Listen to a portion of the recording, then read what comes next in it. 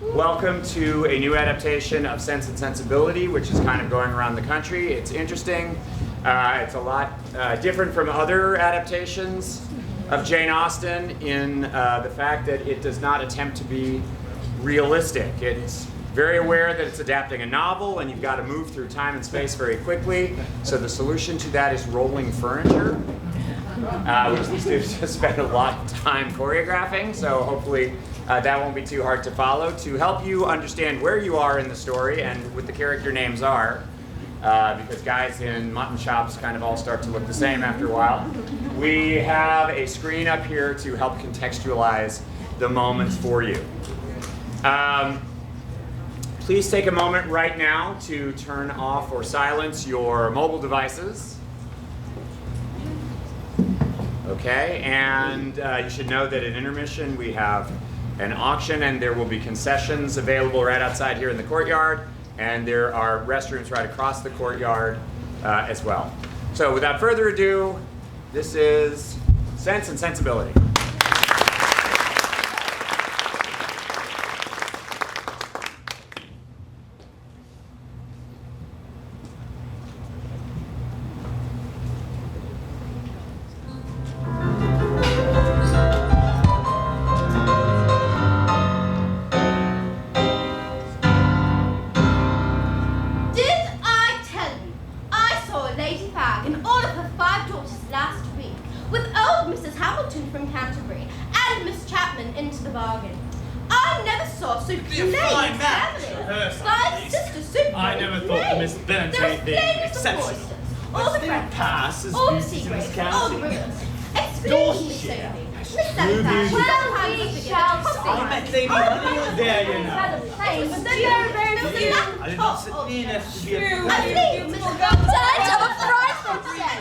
I suppose he happened to look at his wife.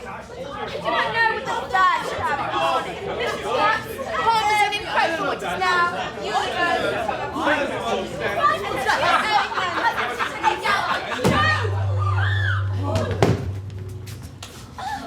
Poor Mr. Dashwood, carried away so suddenly, woke one morning with a fever and drew his last gasp within the week.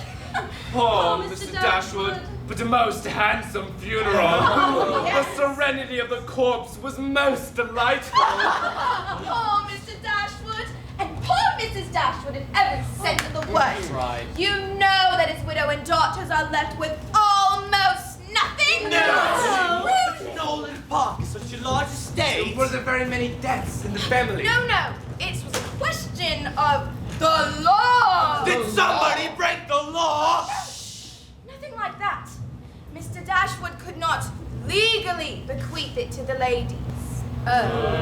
Instead, it all went to his son from a previous marriage, Mr. John Dashwood. I think that I shall give them £1,000 apiece to start their new life. Which wasn't the original wedding. Oh, yes. He married into money.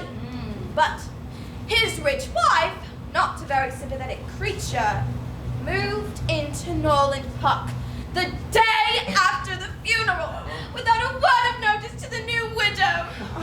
My dear John, how can you think of taking £4,000, the fortune of our dear little boy?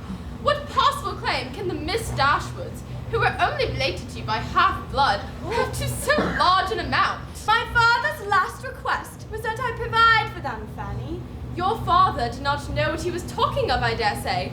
10 to 1 who was light-headed at the time. £1,000. He did not specify any particular amount.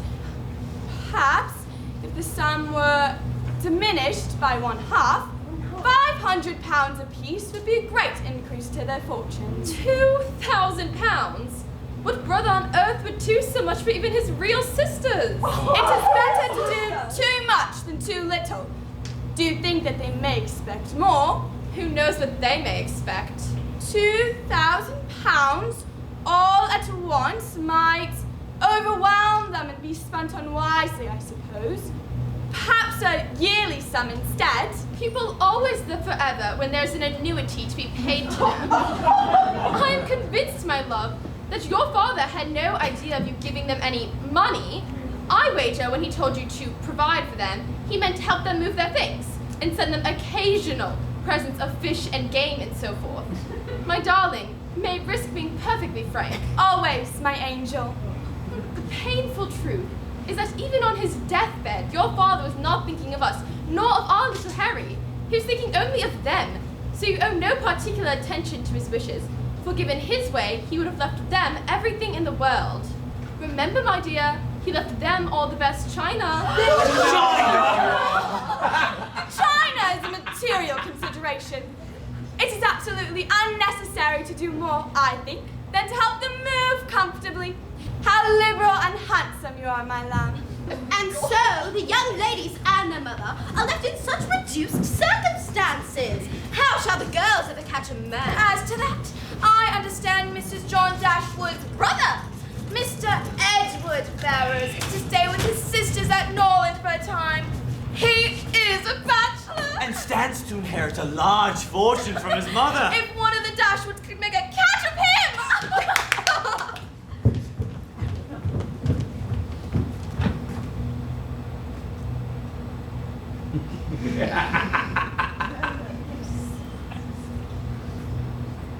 Please do excuse me. Mr. Ferrars? Miss Dashwood, please pardon me. I did not intend to intrude. No, you weren't intruding, are you, Writing a letter, yes. I see. Are I you am as well? writing, yes. Mr. Ferrars, pray do not leave. On my account, that is, the light is very good here.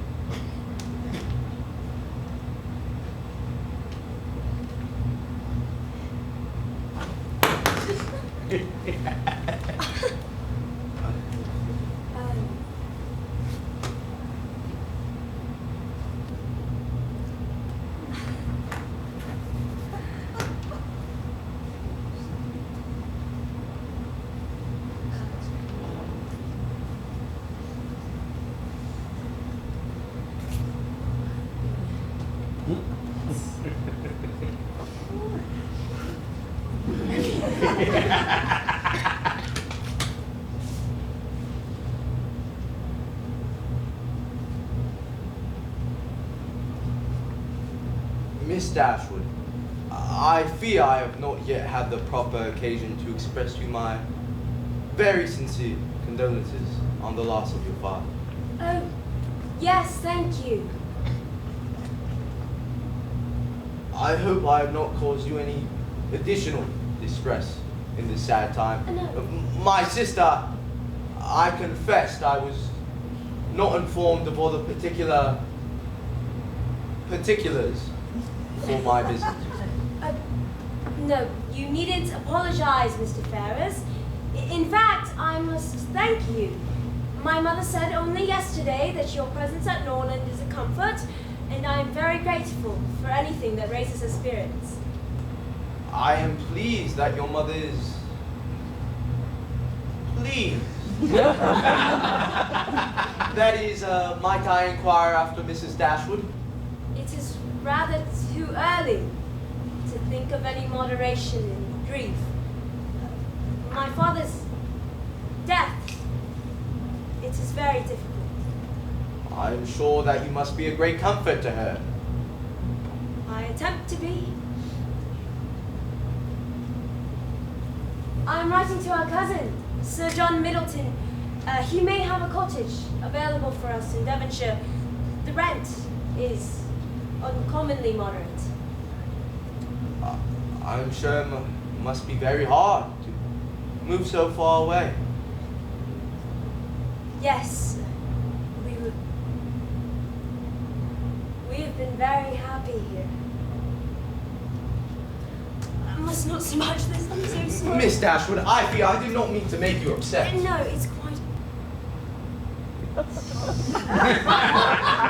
Mr. Ferrars, I cannot use Miss this. Dashwood, this No, is it's horrible. very This is bad. I inexcusable. beg your pardon. Fanny, Mrs. Dashwood, she was just kind Edward, of... there's ink on your face.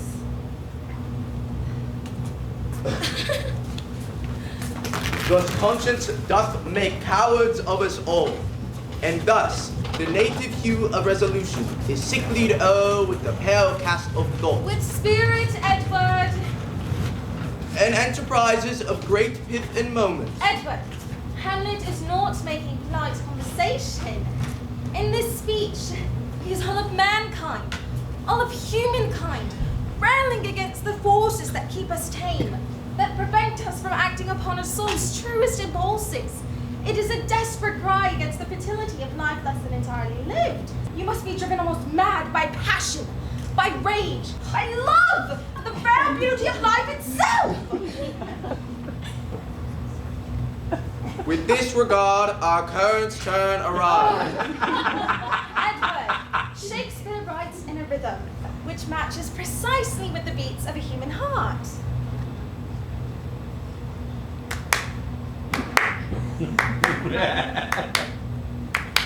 If your heart also beats, which I presume it does, Yes. then you cannot help but feel the impossible depths of all Hamlet's text.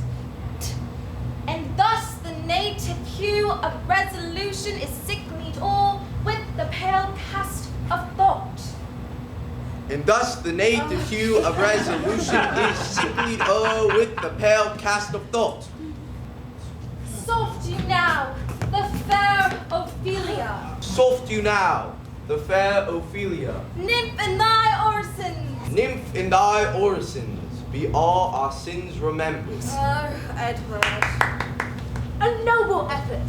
Why would you give him Hamlet to begin, Marianne? Nay, Mamma, if one is not to be animated by Hamlet. But I suppose we must allow differences of taste. In truth, you have done me a service. I may now tell my mother, in all confidence, that I have no talent for public speaking. Will she take such a defeat willingly, Edward? Your sister's always telling us that you're destined to be a very great orator. My life's mission seems to be to convince both Fanny and my mother that I am unsuited for public scrutiny. Then how is your fame to be established? For famous you must be to satisfy them. I cannot be forced into greatness. Thank heaven. And you have no ambition? My ambition is to be happy, but wealth and fame would not make me so. Strange that it would. What does wealth or fame have to do with being happy? Wealth has much to do with it. Eleanor, for shame. Money determines more than Edward, might you wish. promised me you'd show me Fancy's new puppies before dinner. I believe I did. Shall we make a party of it? I've seen them already. It must be a quick visit, Margaret. Please do wear your boots. It's raining. I don't know where they are. It is scarcely raining, Mamma. Let us ask Betsy if they've been laid aside.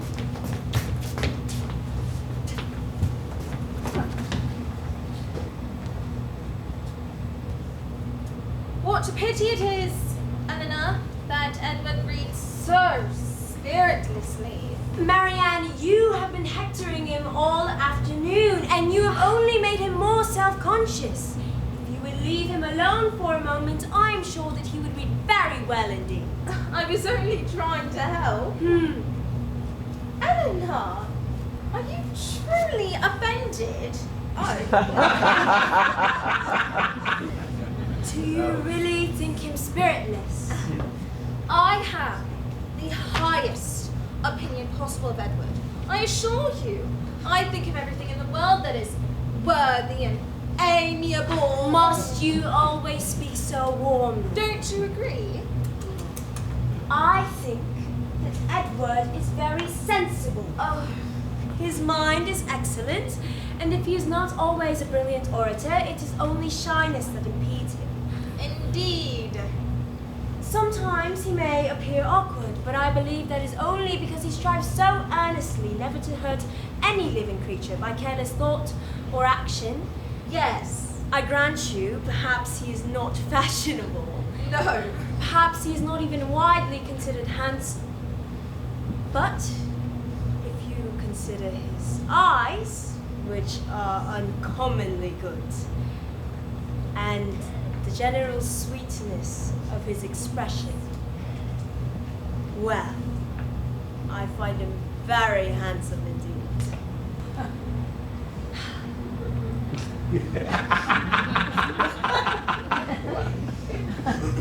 But what say you, Marianne? I swear that when you tell me to love him as a brother, I shall think him perfect indeed. Marianne, I do not deny that I think very highly of Edward. That I greatly esteem him, that I like him. Esteem him, like him, cold-hearted Eleanor. Excuse me for speaking so quite in a way of my feelings. Eleanor. Believe them to be greater than I have expressed. But I do not think Edward feels anything for me beyond friendship. Please. He may have a sort of a preference. But there are other points to be considered, Marianne. He is dependent on his mother for a living and must obey her wishes in all things. Edward would face many hardships if he wished to marry a woman of no fortune. Miss Dashwood, dinner is served.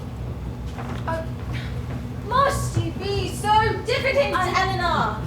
Edward is so obviously, desperately in love with you.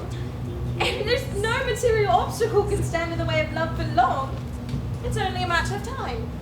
Before he binds his soul to yours forever. Oh. Where do you pick up these phrases? Stop! You are obsessed. And there was a white one and a brown one and almost a white one with a brown spot on his ear. They were all so cute. Do you think Mama I might be able to have this like particular pet? She could sleep in the barn. We shall have to see, my dear. I do not know how much room we shall have in the new house.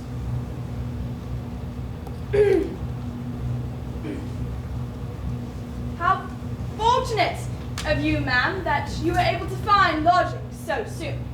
We are very sorry to lose you, of course. When exactly are you planning to move? I might have immediate possession of the cottage, but I imagine it will be some months before we put all the particulars to rights. I do not think it right that you are moving so far away. And not too far to visit. Fanny, you and John will always be welcome, and Edward. I hope you will also come and stay with us very soon. I will certainly visit soon. But not too soon, Edward. We would not want you to cut short your visit here. And you know that Marmon expects you next month when Miss Morton is visiting. I am not even acquainted with Miss Morton, Fanny. I'm sure I can manage the boat. Edward, do not make promises you cannot keep. My brother, you know, is soft-hearted and always wishes to please everybody at every time. But we must not allow him to become too distracted, for there is truly no limit to what our Edward may accomplish, whether the army, the law, or the government. Hear, hear! You know, it is quite burdensome to have such very, very high potential as our Edward does. And I must confess, it does make me fear for him. What do you mean, my love? Why, my poor brother is a fox, and howling all around him are hunters and hounds. Ow, ow! A fox, Fanny? Oh, I'm sorry. Am I being abstract? He is a target, my love. He is prey. Opportunists are always circling, eager to pounce. An eligible man of my brother's station will always attract. For example, upwardly minded young ladies. There's no predator so fierce, no creature so shameless as an unmarried woman in the desperate pursuit of a wealthy man. It is a sad reflection of our libertine age, but I can assure you that such fortune hunters are all too common. And I do use that term broadly. Why, Marianne? What? I'm merely making conversation. I misspoke earlier. We shall remove ourselves from this house within a week, no matter the expense. I've lost my appetite. Girls, come.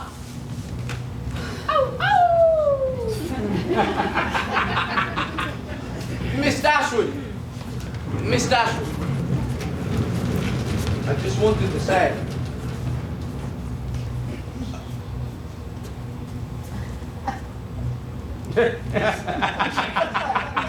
Very safe travels to your new home.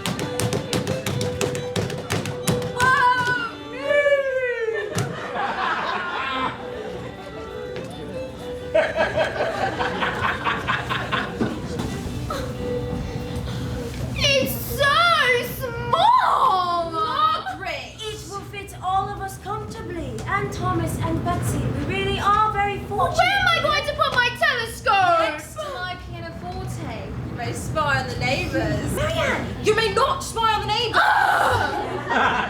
It is rather small, but we will soon have plenty of money, and then we may think about building. Hello! Hello! Mrs. Dashwood, welcome, welcome. May I present to you my mother-in-law, Mrs. Jennings? Hello, how do you do? Always so brilliant to meet your relation. Excuse these noisy people. They get overexcited. Hush, hush! Sit down, my daughters. Elinor, Marianne, and Margaret. Have you ever seen prettier girls in all the world? Hush! Hush, you! Many broken young gentlemen of Devonshire. Hush, hush! You must, of course, dine at Barton Park every day until you are settled. Hush! Oh, we shall not leave it till you're free to come. We shall wait on you for dinner if it's not inconvenient. Lady Middleton will be so pleased. Oh, we She shall be expects frantic that. with excitement. Tonight! The prettiest girls in all England. Hush!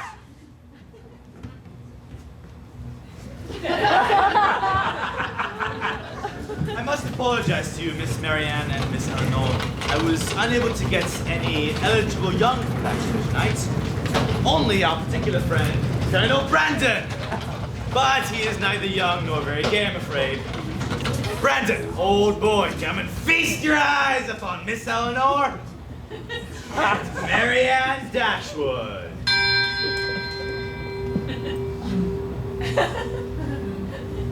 Brandon, aren't they the most charming girls in all England? To dinner, to dinner. I only hope you won't find it so very dull. Miss Margaret, surely you can tell us the name of the young man who is Miss Eleanor's particular favorite. I must not tell. May I, Elena? Margaret, you know that whatever conjectures you may have, you have no right to repeat them. I never had any conjectures about it. It was you who told me of yourself. Ow! Pray, Miss Margaret, let us know all about it. What is the gentleman's name? I must not tell, ma'am, but I know very well what it is, and I know where he is too. We can guess where he is, in Norland to be sure. He is the curate of the parish, I dare say. He is of no profession at all. Margaret, you know that this is all your own invention and that there is no such person in existence. Well then, he is lately dead, Marianne, for I am sure there was such a man once, and his name begins with an F. F!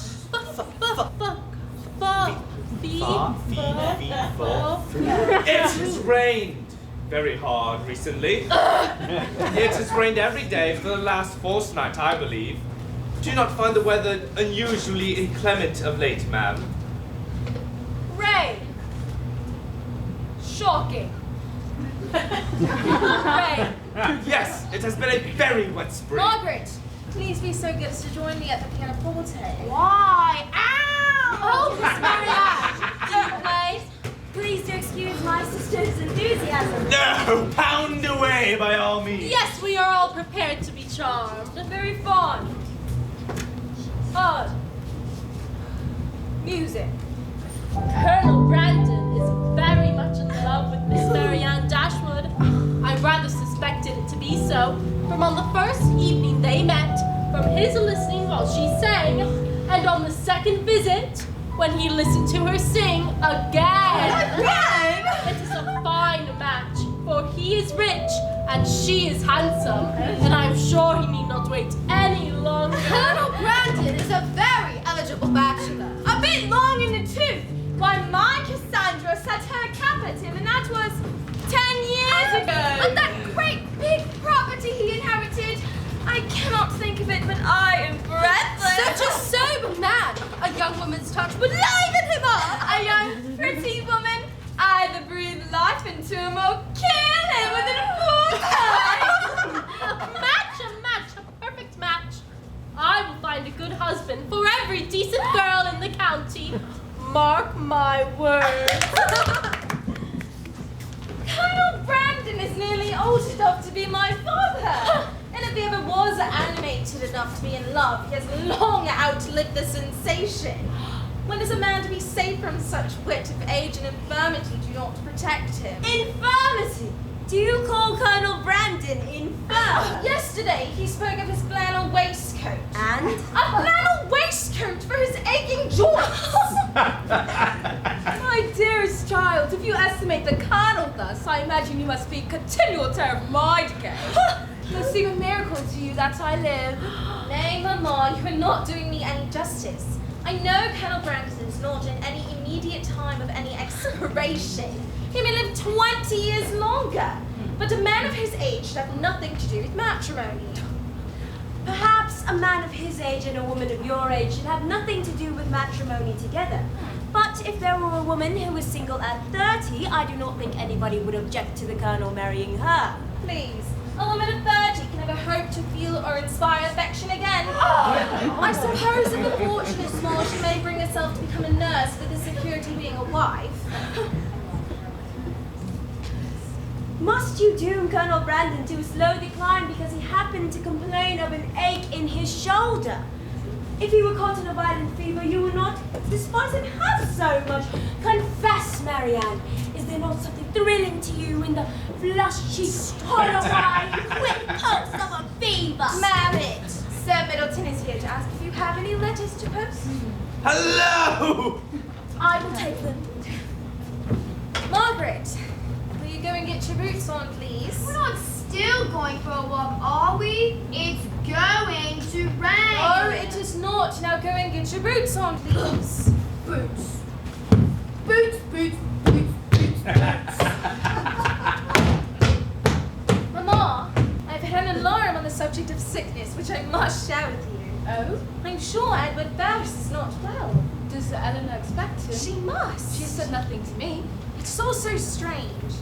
Did you know I left them alone together twice in the last morning at Norland, and he most unaccountably followed me out to the room each time? What? Are you still going for a walk? It looks as though it may rain. Marianne! No, it is not going to rain. The day will be everlastingly bad. Now come along.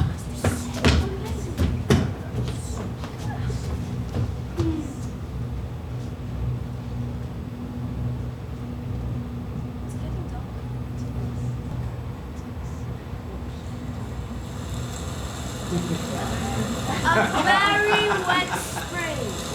They will be soaked through. We should tell Betsy to put on tea. Elena! Mama! Elena! Mama! Marianne fell and hurt her ankle, and a gentleman picked her right up! What? Margaret, what on earth? Marianne's preserver! Marianne's preserver!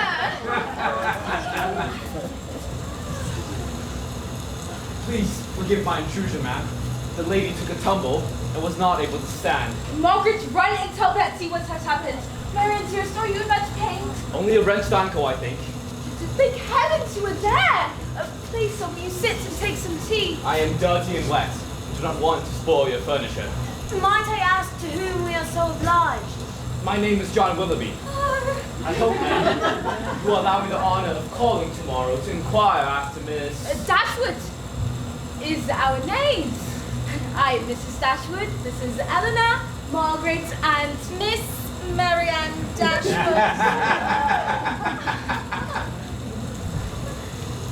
You will be very welcome, Mr. Willoughby. Will you not wait for the rain to clear? Thank you, ma'am. My pointer's outside.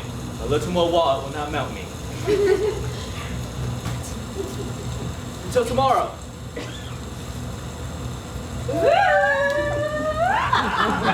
Marianne's gallant preserve! And then, Maman asked if he would like to stay, but he would not, for he is dirty and wet. But he's to call again today. Do you know any gentleman by the name of Willoughby? Willoughby? What is he in the county? He comes down here every spring. I must ask him to dinner on Thursday. And what sort of young man is he? As good a fellow as ever lived. Not a border rider in England. And where is his residence? Mr. Willoughby has no property of his own in this county. He resides here only while visiting his rich old cousin, Mrs. Smith, at Allenham Court. Allenham! He's to inherit the estate and all her fortune eventually.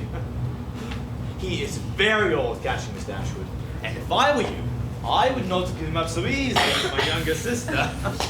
Miss Marianne must not expect to have all the men to herself. Brandon will be jealous if she does not take care. My daughters, Sir John, have not been brought up to catch gentlemen. I'm very pleased to hear, however, that he is a respectable young man. Of course he's respectable, Mamma. Aye, I see how it is. You will be setting your cap at him now and never think of poor Brandon. How can he compete against all this tumbling about and spraining of ankles?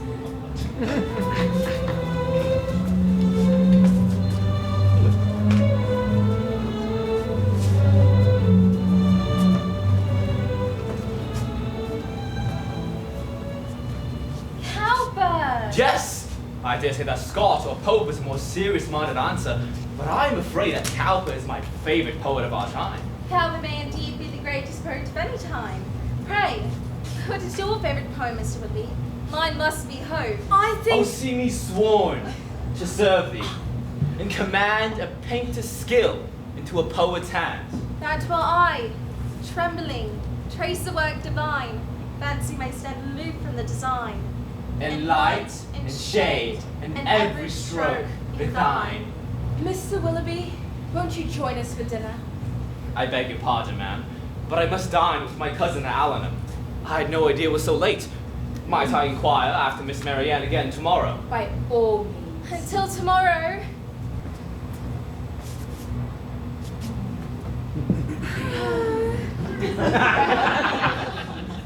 Well, Marianne, nobody can ever accuse you of being too reserved. Eleanor, you are too right. I've been too much at ease, too happy, too frank, when I ought to have been spiritless and dull. I suppose I should have talked solely of the weather and the roads, and only spoken once every 10 minutes. Or better yet, never spoken at all. My love, she's only teasing you. Eleanor, surely we would never wish to check Marianne's conversations with her new friend.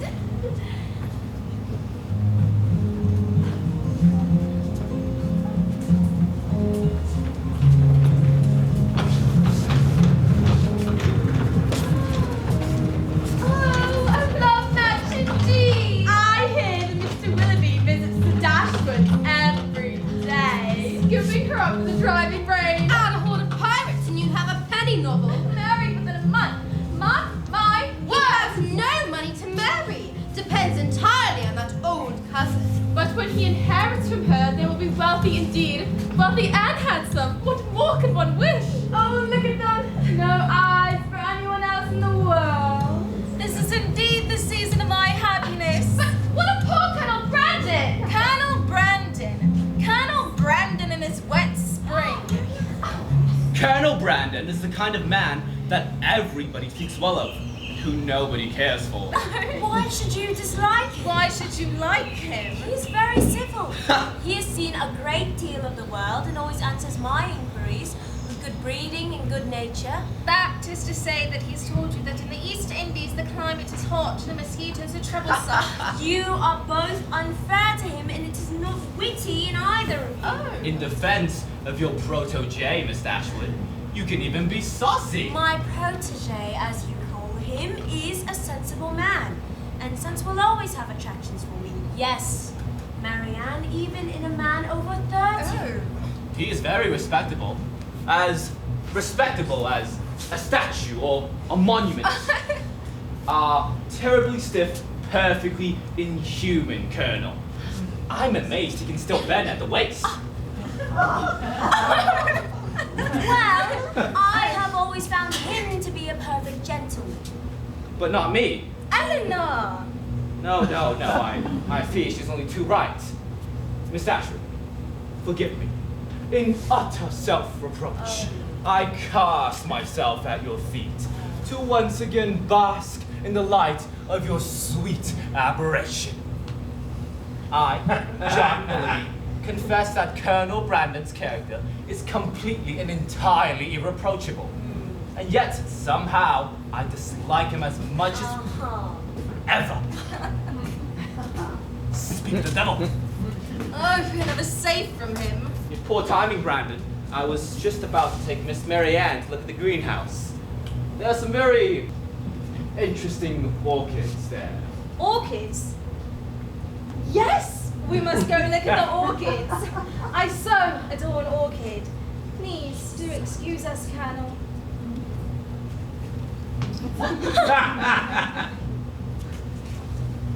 Your sister's full of life. One day her disposition will settle, I hope. I'm sorry to think of her ever changing. I cannot agree with you there. Marianne's ideals are all very romantic, but they tend to discard propriety entirely. She would benefit from a more mature understanding of Not certain desiring realities. too much. I once knew a lady who resembled your sister, and her introduction to what you might call realities was very unfortunate. I will not trouble you with the story. Pardon me. If you drop this. Yes. Shall I have it laundered? I beg your pardon. Colonel Brandon! Please, do excuse me. May I steal my sister's attention for a moment?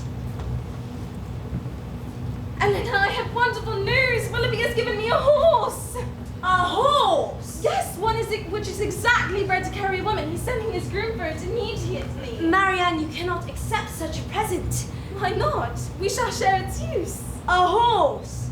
From a strange man? What strange man? We are speaking of Willoughby. And he is very little known to you. I may not have been acquainted with Willoughby for long, Eleanor, but I know him better than I know any other creature in the world. Except you and Mamma, of course. Marianne, let us not touch upon the impropriety for a moment. We cannot afford to keep a horse. Surely we could find the money. We have enough to do to keep ourselves respectable. There must be some way. We must go in for dinner. Oh! Willoughby, I must speak to you about your kind offer.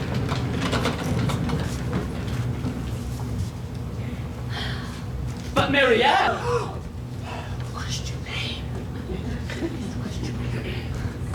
Queen Mab is still all yours, Marianne. I shall only keep her until you can claim her for your more lasting home. Although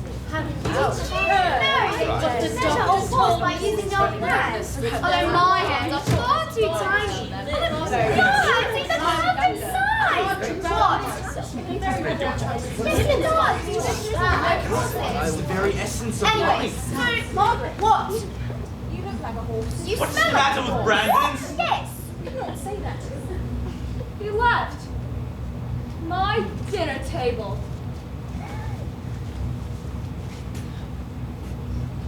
No bad news, Colonel, I hope? Not at all, ma'am. Then what was that letter? Merely a letter of business. Then why did it discompose you so much? Come, let us hear the truth of it. Oh, I know who it is from, and I hope she is well. Who do you mean, ma'am? Oh, you know who. I'm very sorry, ma'am, that I received this tonight. I'm afraid it requires my immediate attendance in town. What can you have to do in town And this? I do not mean to break up the party, but I'm afraid I must depart this moment. Tonight? Absurd! Go tomorrow I regret that I instead! cannot. You know, there are some people who cannot bear a party of pleasure. I would lay 50 guineas that Brandon and Method's trick to get out of our gathering. I've no doubt. This of is it. all very unorthodox. Well, when will you be back? I dare not say. Your horses are ready, sir. Better change your mind. It is not in my power.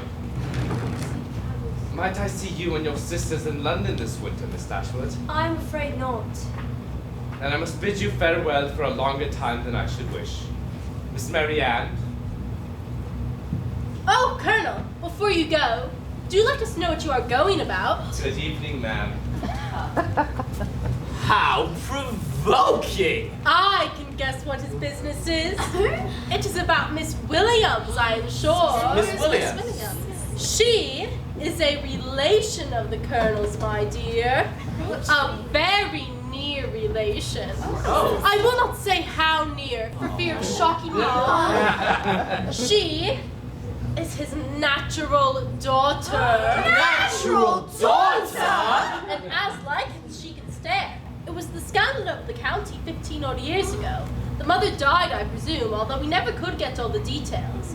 He is very fond of the little love child. I dare say he will leave her all of his fortune. A love child from old prim and proper Brandon. What a first-rate hypocrite.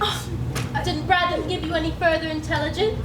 No, I suppose it must be something he's ashamed of. Well, despite our reduced numbers, we must make ourselves merry. Yes! What do you all say to a ramble after dinner? A short, moonlit drive about the country.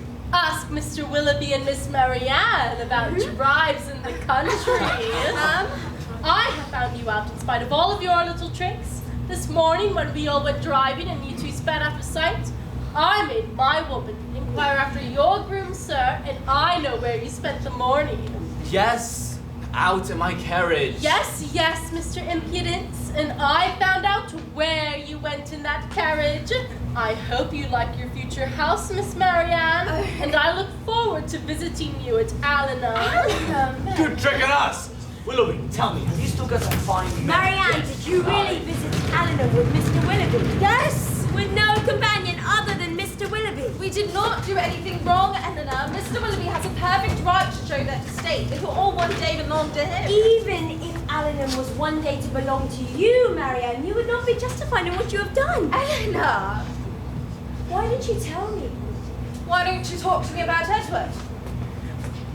There is nothing to tell. Well, the same is true for me. There's nothing to tell, really, Eleanor. We took a little stroll.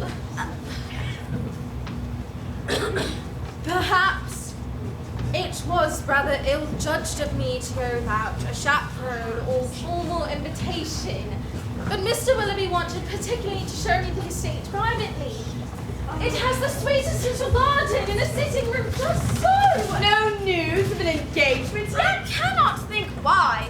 He uses her Christian name quite openly. Such an extraordinary silence. His establishment may not be within his power until he inherits. He certainly lives expensively. All fashion, no fortune, as they say. No announcement of their attachment yet. Why such secrecy? Why such secrecy? Why such secrecy? I have such a secret to tell you both about Marianne.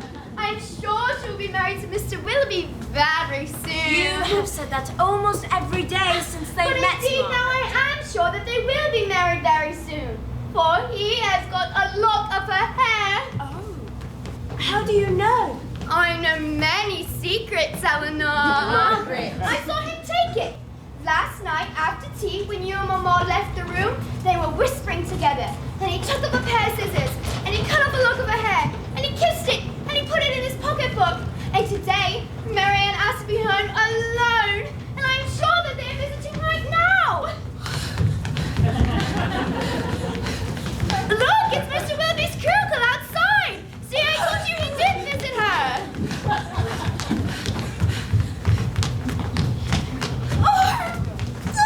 Marianne! Mr. Willoughby, Good day. is there anything amiss? Yes, there has been It's been a very heavy disappointment. I am afraid I am unable to picnic with you today. Well, then perhaps tomorrow.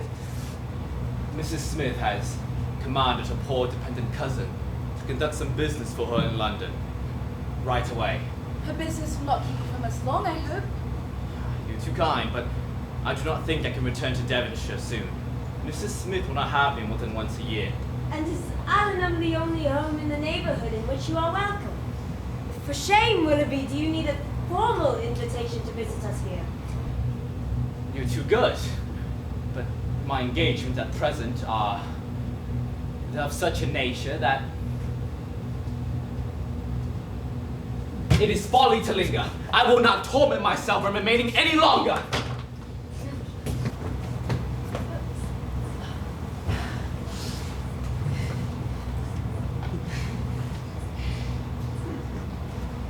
Margaret, will you please go and tell Betsy that Marianne won't be coming down for dinner? But Please!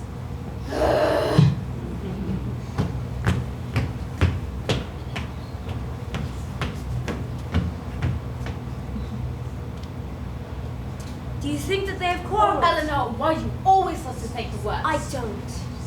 But what else could have happened? Why, it is perfectly obvious. I can explain everything. Can you? Yes! Mrs. Smith must have invented this business in London as an excuse to send Willoughby away. Word has finally reached her of the attachment between Willoughby and Marianne. She disapproves and strives to separate him. Because he is dependent on her, he dares not confess yet that they are already engaged, and must obey her wishes for a time, and that is why he cannot predict when he will return. Elena, what say you? Nothing, you may be right, Mama. Your countenance suggests otherwise. What are your conjectures? I do not mean to cast suspicion, but Mama, although it may indeed be prudent to conceal their engagement from Mrs. Smith, why do they conceal it from us? His entire behavior towards her declares that he considers her as his future wife. My doubts may soon be done away. If they write to each other, then they are obviously engaged. Mighty concession indeed. And gracious girl, if we to see them at the altar, would you then admit they were going to be married? Do you think that we should ask Marianne directly if she is engaged? I would find it very ungenerous to ever force such a confidence. Marianne shall tell me what she will, when she will, however she sees fit. I have told Betsy. She wants to know if she should send Marianne's dinner up. Let us practice your French, dear. Nobody ever tells me anything. Come on.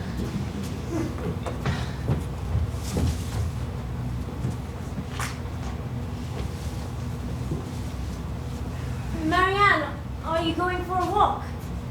Shall I join you? Where would you like to go? On the downs? I'm sorry, Elena. I meant to go to the lane. Marianne, please. For weeks you've avoided everybody. Won't you take the air with me once?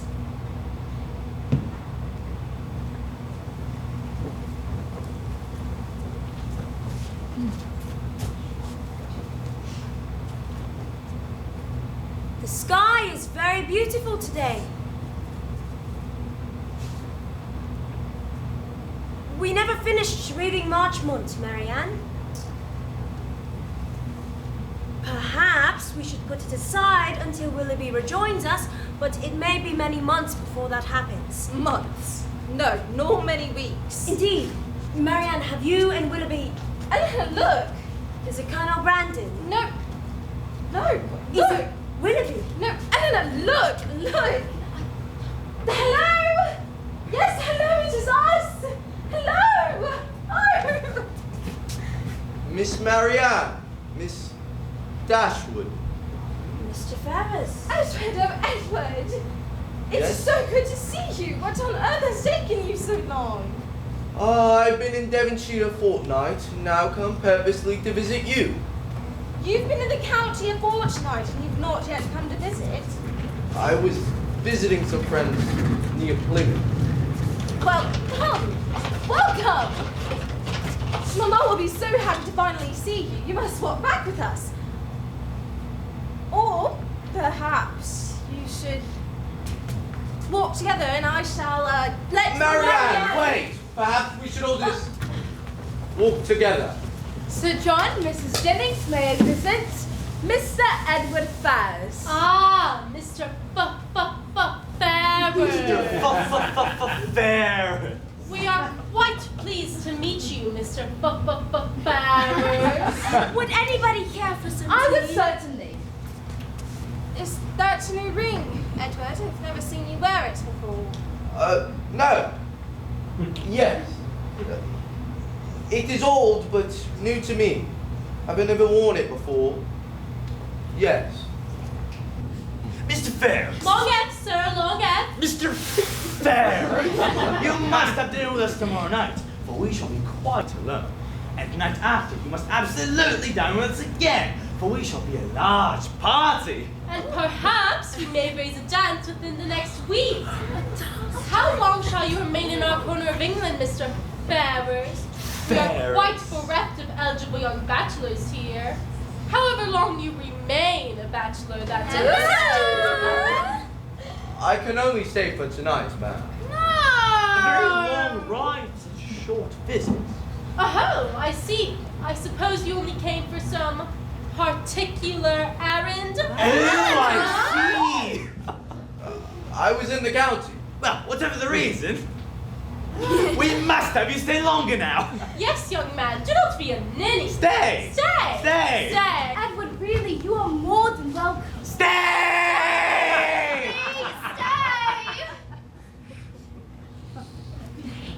I'm afraid I must attend to my mother. Truly, Mr. Ferrars, such a very short visit. Why come at all? Really, Edward, it is too ridiculous. You must stay. I'm sorry beyond what I could say, but I must go to my mother. Well, what are Mrs. Ferrars' aims to the present, Edward? Much the same. I'm to rise high in the world, but have no profession. That would be too common. Given the choice, I would like to find employment in the church, but that is not smart enough for my family. And so my own nicety and the nicety of my relations turns me into what I am today, an idle, helpless being. Come, Edward, such a melancholy. I'm sure your mother will give you in time the financial independence you're so anxious for. What good may not a few months do? I think that I may defy many months to do me much good. What is a man if his chief good and market of his time be but to sleep and feed a beast, no more? That's from Hamlet, Marianne, but perhaps you didn't recognize it because my delivery is so improved. You shall never offend me by talking of the past. I love to be reminded of the past. Yes, and do you still feel the same about Hamlet's beating heart as you once did? At my time of age, my opinions are fixed, and it is not likely that I shall ever change them. Marianne is as steadfast as ever. She's only grown a little bit more grave. Nay, Edward, you need not reproach me, for you are not very gay yourself. No, I suppose not. But worse, you are reserved. Reserved? Yes, very. And why is that? Marianne thinks everybody reserved who is not quite so open as she is. And here we are at last. Well, Edward, I suppose we must bid you adieu. Do you know when you may return? I cannot say. Please do come again soon, Edward. Please.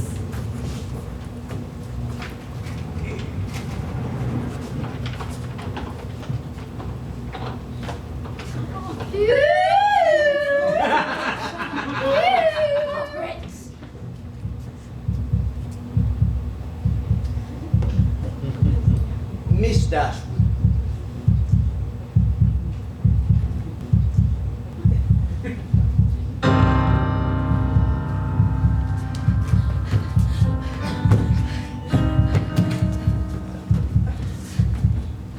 Hello, Miss Dashwood. Where is Miss Marianne? Has she run away because we are come? She's out walking. Well, lay that walk aside, Lady Industry. I have brought you some strangers. Miss Anne and Lucy Steele want to stay with us in the park. How do you like them? Hush, they will hear you. I met them on a morning's excursion to Exeter and discovered them to be my relations. Yes, the cousins of my cousin Mildred's own Mr. John. Nay, not you, sir. A shorter and fuller man, if you please. A very gouty poor fellow, and never comfortable in the least bit of down. Where was I? Your relations, ma'am. Yes, can you imagine? Naturally, we invited them to stay with us directly. I dare say you can see the resemblance. They're the sweetest girls in the world. You must come for a visit tonight. You can't think how you will like them. Come. What a lovely room! So very well appointed. Indeed. How do you like Devonshire, Miss Dashwood? I suppose you were very sorry to leave Sussex in that big fine house when your father died and you lost all your money. We were very sad to leave Norland. Excuse me. And had you a great many smart beaux there? There may be a vast many smart beaux in Exeter, I'm sure. But Lord knows if I can tell what beau there might be about Norland. And perhaps the Miss Dashwoods might find it dull here if they do not have so many as they used to have. But perhaps you two do not care about the beau and had as least be without. For my part, I think they are vastly agreeable, provided they dress nice and behave civil. I can't bear to see them dirty and nasty. Now there's Mr. Rose at Exeter, clerk to Mr. Simpson. If you do but meet him of a morning, he is not fit to be seen. I suppose your brother was quite a beau, Miss Dashwood, before he married. Well, Sir John tells us Miss Marianne has a special admirer who is very handsome. And I hope you have as good luck yourself soon. But perhaps you have a gentleman friend already. His name is Ferrars. But pray do not tell it, for it's a great secret. What? Ferrars? Mr. Ferrars is the happy man? Your sister-in-law's brother, Miss Dashwood! Why, we know him very, very well. We have met Mr. Ferrars once or twice, but we hardly know him well. Well, I do believe I shall see if Miss Marianne knows any arias. I am passionately fond of an aria.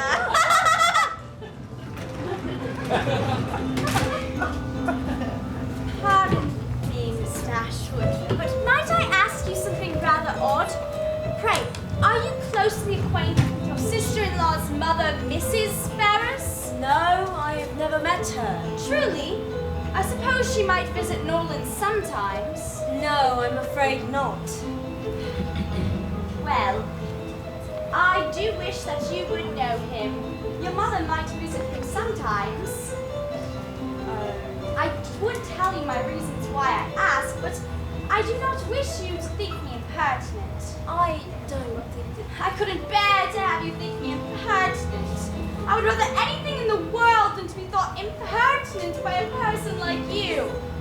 I assure And I you... can't tell you why I ask, but I do not wish to bother you. But I would be very glad of your advice in such a trying matter. I'm sorry that you do not happen to know Mrs. Ferrars. I am sorry that I do not. But I confess I did not know that you were at all connected with that family. It was an odd question. Forgive me. Do not think of it anymore. Tea? Dearest Miss Dashwood, can I trust you? Pardon? Can you?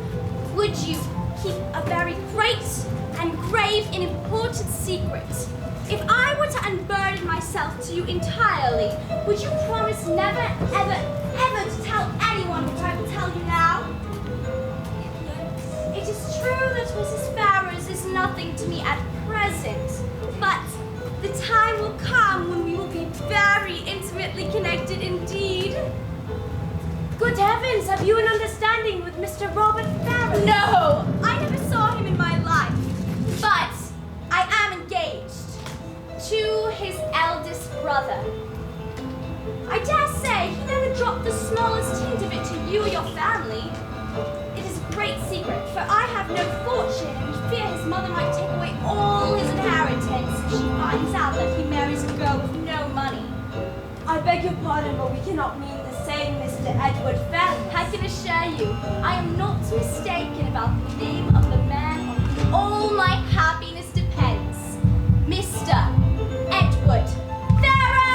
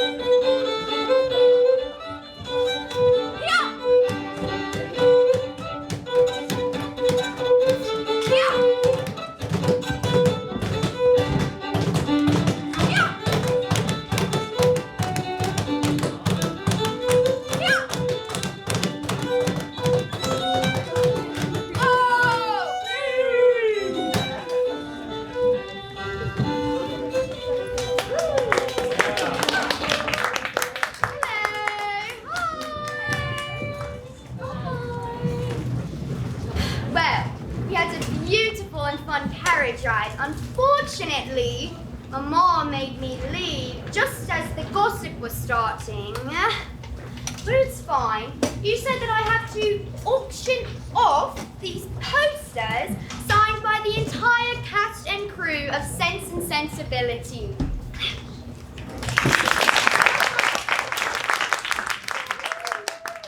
All of the money donated is going straight to Clements Theatre in any way that it is needed. Okay, so I was reading in my atlas all about America, and I read that you people do not use pounds, you use dollars.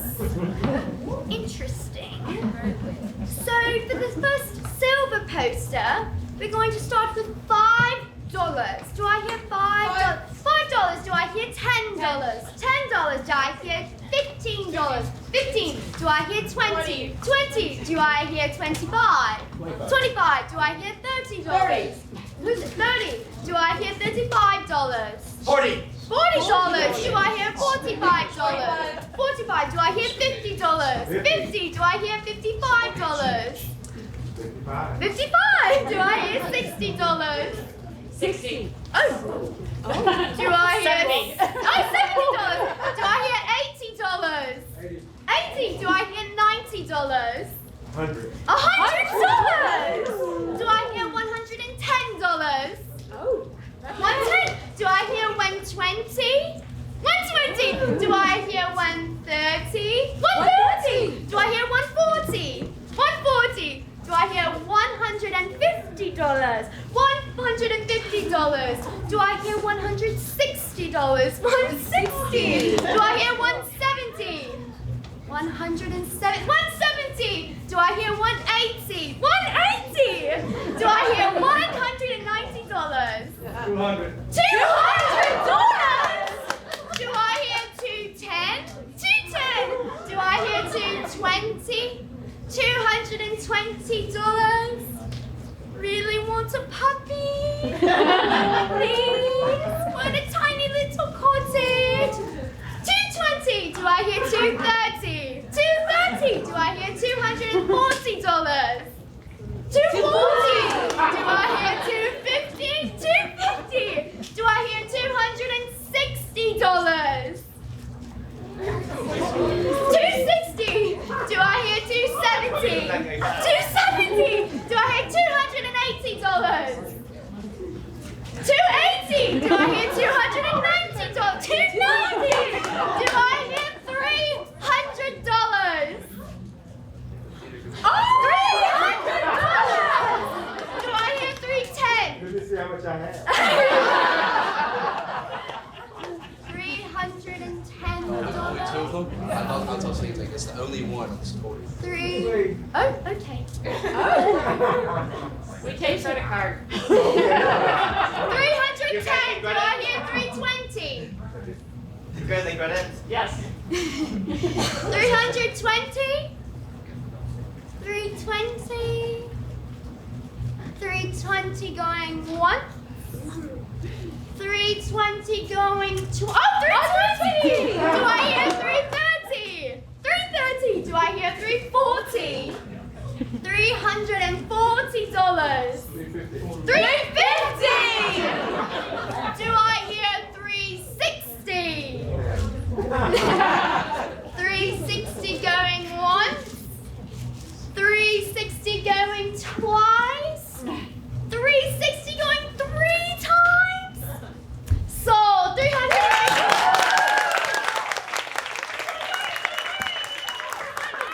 We have another poster. But this one is in gold.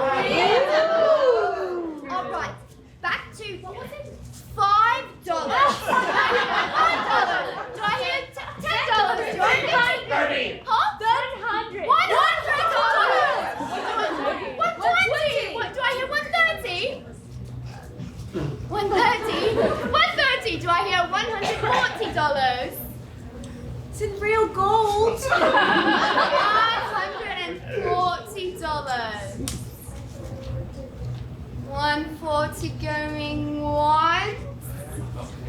150. 150. Do I hear 160? 160. Do I hear 170? $170. $170 and 25 cents? No? Okay. 160 going once. 160 going twice. 200! Right, $210. 200 going once. 200 going twice. 200 going 3 times. So.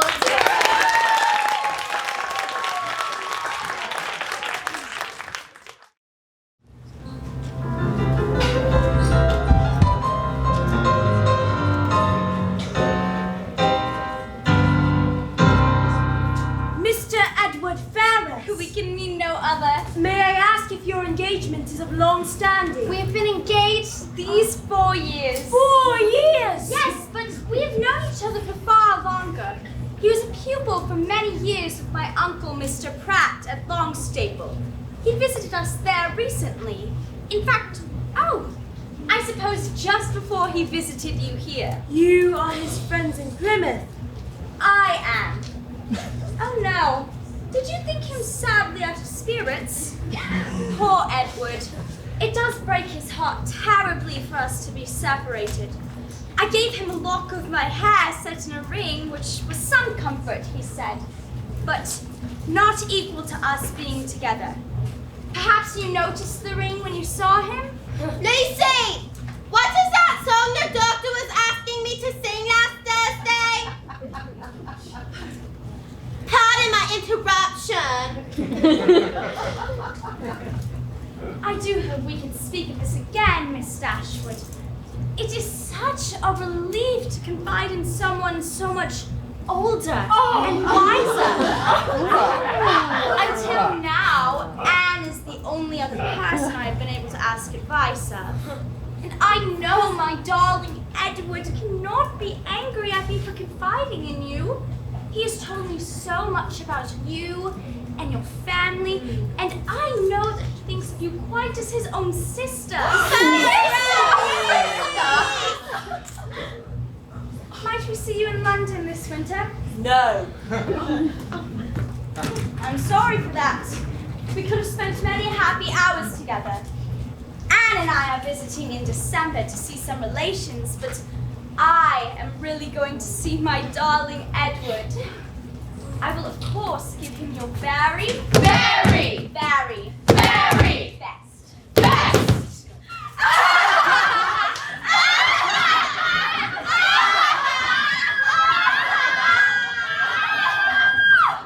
My dear Miss Dashwood, gather round, or if you prefer, Miss Marianne, keep paddling away there, but do attend to me closely. I have a wonderful proposal for you, my girls. Every winter, you know, I am in the habit of removing myself to a nice stomp in London near Portman Square. But this year, I have been scheming my little chickens and I have hit upon it.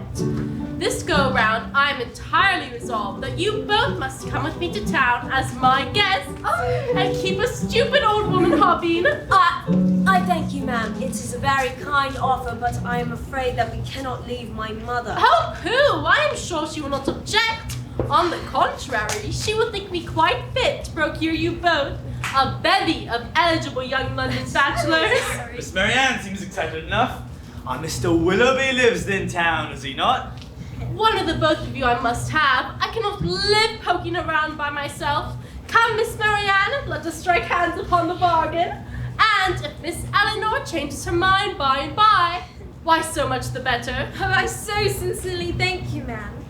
I suppose I must ask my mother's consent first, but I assure you it will be almost the greatest happiness imaginable. That certainly sounds promising. We will consult with Mamma, yes, but I think she will decide against it. It is a wonderful plan! Can't I go? May not I go? Perhaps in a few years, my dear. In a few years, I'll be on all improvement! Mamma, I do not think this is prudent. Although Mrs. Jennings has a good heart, her protection cannot give us consequence in London. If Elena is frightened away by Mrs. Jennings, That does not prevent my accepting of their invitation. What a sudden and miraculous display of enthusiasm for Mrs. Jennings! I love Mrs. Jennings. I will have you both go. These objections are nonsensical. You will enjoy touring London. And if Eleanor would ever condescend to foresee enjoyment, she might anticipate having a very interesting time. John and Fanny always winter in town, and you must visit them. And perhaps when doing so, you may encounter some other members of the Ferrars family. I like Edward Ferrars well enough, but that is hardly a reason to go all the way to London. Must you always be so cold, Eleanor? Marianne! Just can't you see that going to town may secure both of our happinesses forever? Oh, I cannot stand it, Eleanor. I shall go mad if I do not see Willoughby, please. Please promise me that you'll behave yourself.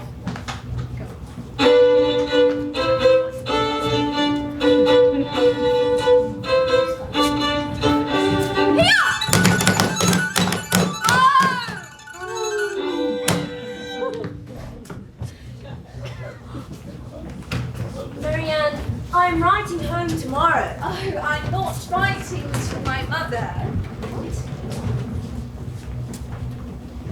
Has any letter been delivered for me today? No letter has been left but this. For me? No, ma'am, for my mistress.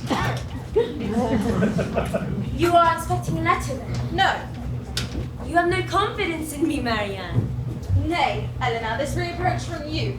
You who confide in no one. Me? Again, Marianne, I have nothing to tell. Nor I are situations of then alike. You because you do not communicate, and I because I conceal nothing.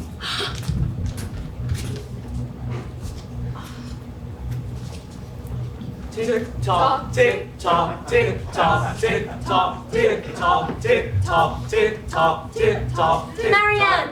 Oh, Eleanor, it is him! It is him!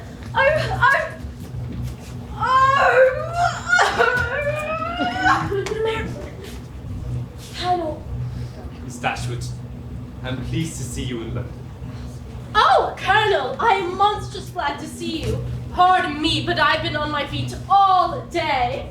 I have brought 2 young ladies with me, you see. You see but one of them now, but there is another somewhere, and it is your friend, Miss Marianne. Yes, I thought that would please you. I do not know what you and Mr. Willoughby will do between you about her. It is a fine thing to be young and handsome. Or so I think. I was never handsome, but I was young once. Or so I seem to remember. Pardon me, but I forgot to speak to cook about dinner. One has always a world of little things to do when one has been away, and I have had old Cartwright to settle with. Lord, I have been busy as a bee. Buzz, buzz, buzz, buzz, buzz. Miss Dashwood, might I congratulate you on the acquisition of a brother? What do you mean? Your sister's engagement to Mr. Willoughby. She is engaged to Mr. Willoughby. This is the first time I have heard of The it. marriage is universally talked of. By whom? By some of whom you know nothing, by others with whom you are most intimate. Is it true, Miss Dashwood? Though they have never told me of their terms, of their mutual affection, I have no doubt. And I am not surprised to hear of their engagement. To your sister, I wish all imaginable happiness.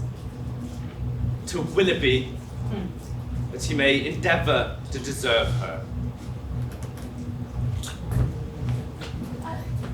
Oh, Colonel, do you prefer boiled fowls or veal cutlets? Colonel! Honestly, that man. 3 weeks gone by and still no visit from Mr. Willoughby. That must be very teasing to you, Miss Marianne. But at the Fitzgerald's ball, there will be many pretty fellows to attend upon you, and I am sure Mr. Willoughby will turn up sharpish when he hears how many gentlemen you dance with tonight.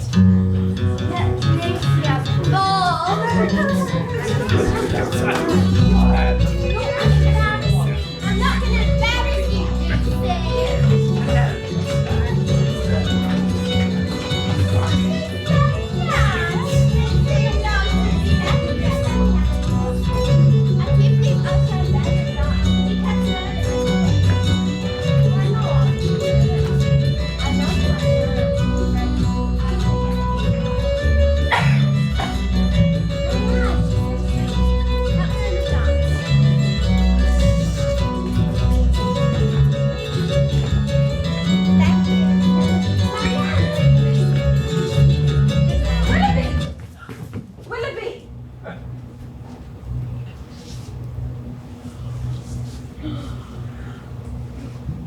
Miss Dashwood.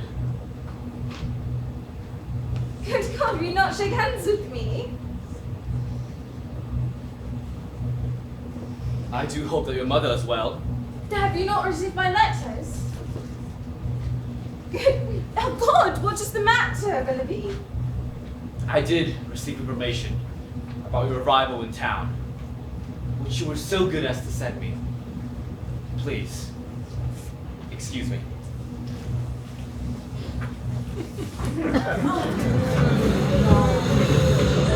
Marianne.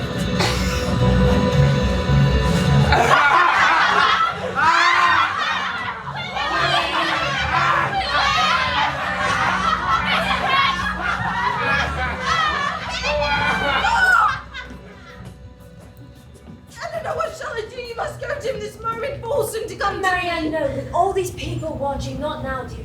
Elena, I'm unwell. I'm very unwell.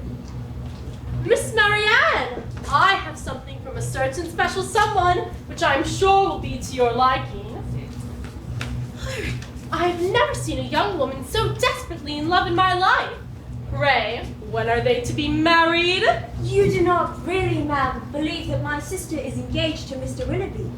I always thought you were only joking. How can you talk so, Miss Elinor? We all know that they were madly in love with each other from the moment they met. But since you are so sly about it personally, you think nobody else has any sense, but I tell you, everybody knows of it from here to Devonshire and back again. I tell everyone of it myself. Indeed, ma'am, you are mistaken, and you are doing a very unkind thing in spreading the report. Yes, yes, Miss Elinor, you are a very clever and subtle creature. Mum's the word until the banns are read, eh? I am off to visit my Charlotte, but I have asked Susan to lay out a nice breakfast for you both to stuff yourselves with. Ta-ta!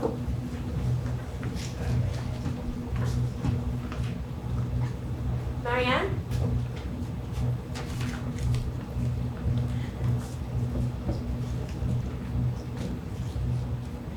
My dear madam, I gather that something in my behavior last night did not meet with your approval. But I admit I am at a loss as to how I offended you. Allow me to be plain. I'm sorry if you ever mistook my friendship for something more, but you must acknowledge that something of that nature is and has been impossible, as my affections have long been engaged with another young lady. John Willoughby. Elena, what shall I do? What shall I do? Marianne, try to stay calm. How can I be calm? What good does it do to become hysterical? Leave me if it upsets you so much. Do not indulge in this display. Leave me, hate me, forget me, but do not ask me not to feel. And Marianne, it might have been worse. Your engagement could have gone on for much longer before he ended it. What engagement? Were you not engaged? But Marianne, you wrote it! Leave me alone! Leave me alone! How do you do, my dear? Oh, poor thing, she looks very bad. And no wonder it is but too true. He is to be married very soon. Mrs. Taylor told me of it downstairs, and I almost sank on the spot. Well, said I, if this is true, then he has used a young lady of my acquaintance, abominably ill, and I pray with all of my soul that his wife may plague his heart out. But he is not the only man in the world worth having, Miss Marianne. Soon you shall be beating them back with a stick. Oh, yes, you have your little cry out.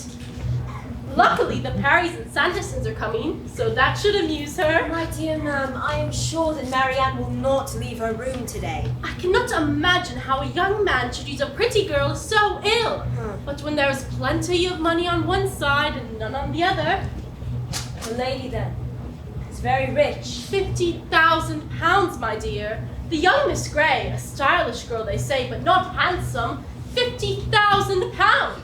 And it won't come before it's wanted, for they say he is all to pieces. Well, 'tis a true saying about an ill wind, for it'll be all the better for Colonel Brandon. Oh, but he'll chuckle at this news. They shall be married by midsummer. I shall spirit him up as soon as I can. Perhaps he may come tonight. One shoulder of button, you know, drives the other down.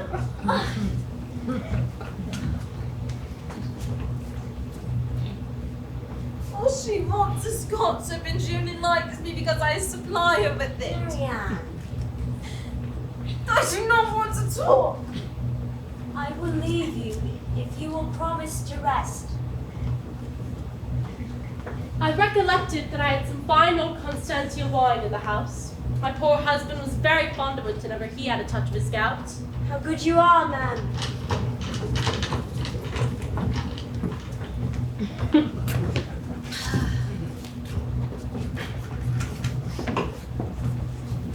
Colonel Brandon, miss. I am afraid that Mrs. Jennings is away from home. And your sister? Marianne is unwell. Perhaps then. But I heard this morning there may be more truth in it than I thought What possible. did you hear? It concerned a certain gentleman. You mean Mr. Willoughby's sudden engagement to Miss Grey? Did you also hear that Miss Grey has £50,000? How is your sister? The sufferings have been very severe. Miss Dashwood, I may be able to offer some comfort. No, not comfort, but I may be able to relate some history about Mr. Willoughby, which might bring some clarity. Please, go on. You may find me a very awkward narrator. Please. In my youth, I knew a lady who was very like your sister Marianne, both in person and in temperament. I loved her and she loved me in return, but Eliza had no fortune. I was a young man with no independence and no occupation. I was under my father's power. He forbade the match, of course. A marriage of that kind was impossible, he said, unthinkable. And though I protested violently, I'm ashamed to say that he won his point at the last. Threatened with disinheritance and disownment, I faltered. Eliza was sent away. At 17, I was also shipped off to my regiment in the East Indies, and there lost contact with Eliza entirely. A man came along and treated her kindly for a time, and then another, and then another. I returned to England a grown man, independent and determined to find her. By the time I did, she was dying in the poorhouse, her infant by her side. You may have heard some rumors about my ward, Miss Jane Williams. She is Eliza's daughter, whom I swore to look after as my own. That was 15 years ago. Last February, Jane suddenly disappeared from a boarding school. For months I could not find her. Finally, I received a letter. On that evening I left Barton so suddenly. In it, she did not name the man who had seduced her. His luck, for I would have done him violence at the table. Even as he basked in your sister's smile. Mr. Willoughby! He left Jane in a situation of utmost distress, with no home, no help, no friends, ignorant of his whereabouts. She is 15, and now she is with child. Oh my goodness! Beyond everything! Miss Dashwood, when I came to you last week, thought that all was settled between your sister and Mr. Willoughby. I did not know how I could stop the marriage without heaping scandal upon both her and my poor Jane. Who knows what his designs on Marianne? Miss Dashwood, I promise you, if I did not from my heart believe this might eventually lessen Miss Marianne's regrets, I would have never burdened you with such troubling information. I'm sure I keep you from your sister.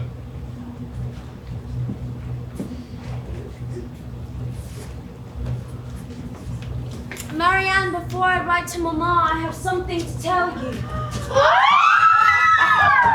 I suppose you heard about Mr. Willoughby's very expeditious nuts. I heard his creditors breathe much easier. I heard that Miss Grey orange blossoms. Orange blossoms at this time of year. They say the younger Miss Dashwood is left broken-hearted and very ill. They had been corresponding. Indeed. Oh, yes, she wrote to him openly. Very forward of her. No one to keep her in check. Well, the father is dead, you know. Well, what can you expect? I heard that she went out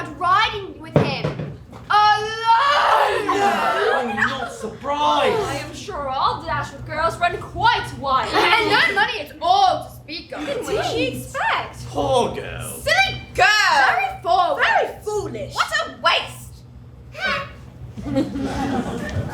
So you see that we never really knew Willoughby at all. Marianne? I would sooner think myself deceived by the whole world than by Willoughby. He has practiced nothing but deceit from beginning to end. I cannot explain his behaviour towards that poor girl, but whatever his sins, he loved me. He loves me, that much is true. Did he tell you that he loved you? Yes! No. Never absolutely. It does not matter. Of course it does. He is the worst kind of villain. No, he isn't. Not as harsh. You say that we never knew him, Eleanor, but I did. I knew him as I know myself. If he is wicked, then perhaps so am I. He and I are the same. You are not being reasonable. You do not understand. Perhaps I don't. Marianne, how could you have written to him? I felt myself to be as solemnly engaged to him as the strictest legal covenant had bound us. Obviously, he did not feel the same. He did, Eleanor. I may have been cruelly used, but not by Willoughby. Who else but Willoughby? I do not know. Well, whoever your enemy may have been, let them be cheated of their triumph by seeing you rise above these circumstances. I cannot to know that I am wretched. It is easy for those who have no sorrow to speak of calmness and exertion. You think I have no sorrow, Marianne? Can you believe me capable of being at ease when I see you in this state?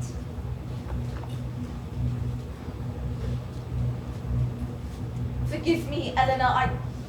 I know that you feel for me. I do not mean to make you unhappy.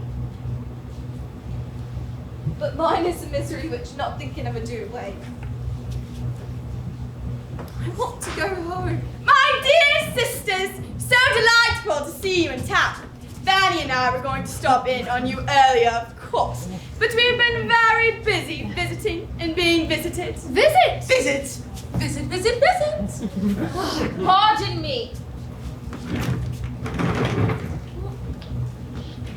Whatever's the matter with Marianne? She looks very unwell. She has had a nervous complaint. Oh, I'm sorry to hear that.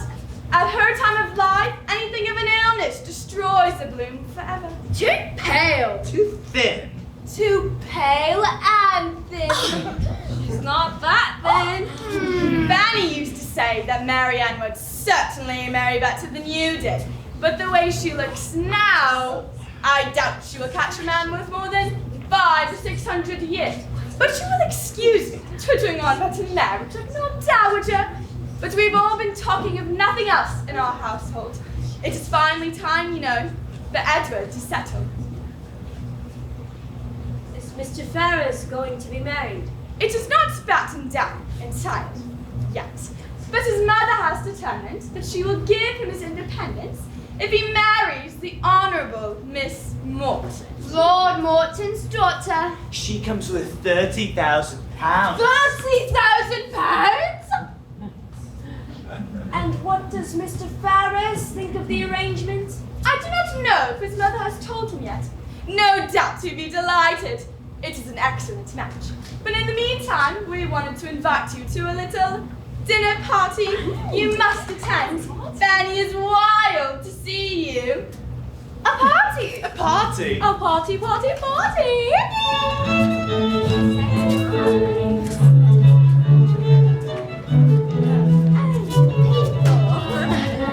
Steele! It's Dashwood!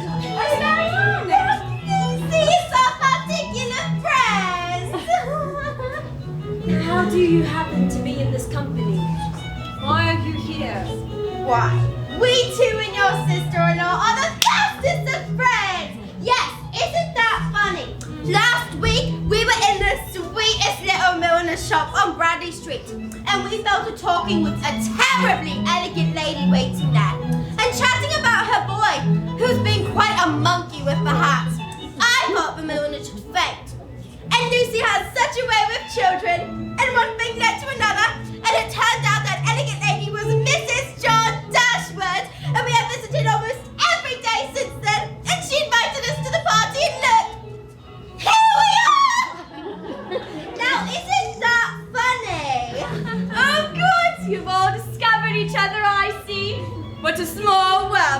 all such friends already. Come, ladies, let me introduce you. Miss Dashwood, pray for me. In a moment I shall meet the person that is to be my mother. Our host, Mrs. Ferrars.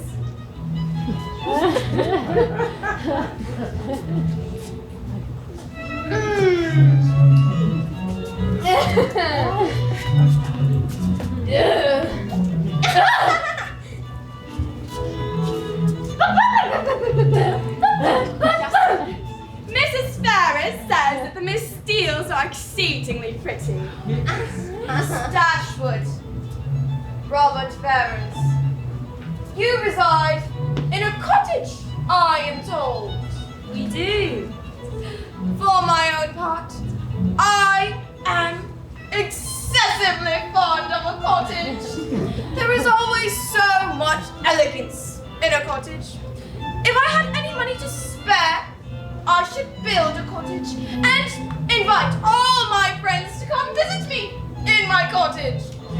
My intimate friend, Lord Courtland of the Lancashire Courtlands, came to me the other day and laid before me 3 different architectural designs. Which one should I build, Robbie? Said he. My dear Courtland, said I, throwing them all directly into the fire, do not build any of these deplorable shacks, but by all means, build a cottage. A cottage, man! A cottage, a cottage, a cottage. And that was the end of that. Indeed. And you, Miss Steele, do you live in a cottage? I do not. More's the pity. And that is Edward's brother. They are very unlike. Miss Dashwood, Mrs. Dashwood, I cannot thank you enough for your invitation to dine tonight. Anne and I are overwhelmed by your generosity. I only hope we do not intrude. How could a charming creature such as you ever intrude?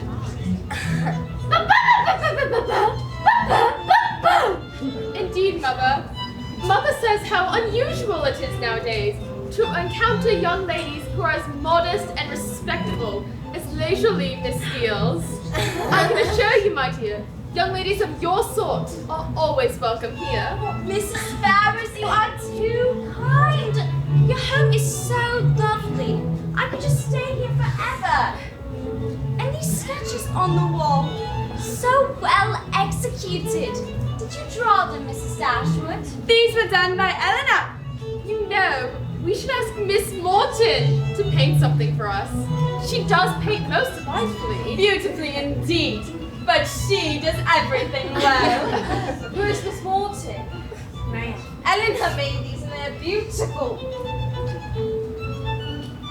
Miss Morton is Lord Morton's daughter! Dear Elena, do not let them upset you. Shall we go in for dinner?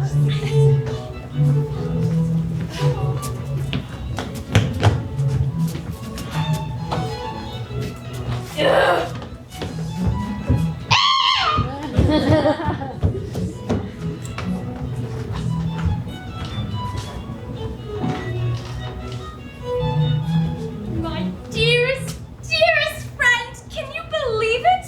What exactly? Did you not see Mrs. Ferrars' way of treating me yesterday? So exceedingly affable, so kind from the moment I was introduced. She really seemed to take quite a special fancy to me. Were you not quite struck with it? She was certainly very civil towards you. Did you see nothing but civility? If his family knew about your engagement, nothing could be more promising than their treatment of you. But as that is not the case... Why in the world would they pretend to like me if they did not? Mrs. Ferrars is affability itself, and so is your sister-in-law. And I think that all my fears were for nothing, and that this will all work out splendidly. I I suppose time will tell. Why in the world, Miss Dashwood, did you not tell me how exceedingly charming your sister-in-law is? She is generosity itself. She wrote Anne and I a little note this morning and invited us both to stay with her for a bit. Isn't that very delightful? Are you ill, Miss Dashwood? You seem rather low. I never was in better health. Really? You do not look it. I am so glad that his mother loves me already. But I would have given up all hope if she had been unkind and treated me in a forbidding sort of way. But I know that when she does dislike someone, it is most unshakable and violent. Mr. Edward Ferrars, miss. Mr. Ferrars! Miss Dashwood. Miss Steele. Please do be seated. Thank you, Miss Dashwood. I came to inquire after your mother. She is very well, thank you. Excellent. And young Miss Margaret, your sister. Very well, thank you. Edward! I heard you announce! Marianne, how do you do? Oh, I am very, very unwell. But do not think of me, Edward. Eleanor is, well, you see, and surely that's all that matters. Yes, does not London not agree with you? Oh, not at all. I expected to find much pleasure here, but the sight of you is the only comfort it has afforded thus far. Ah.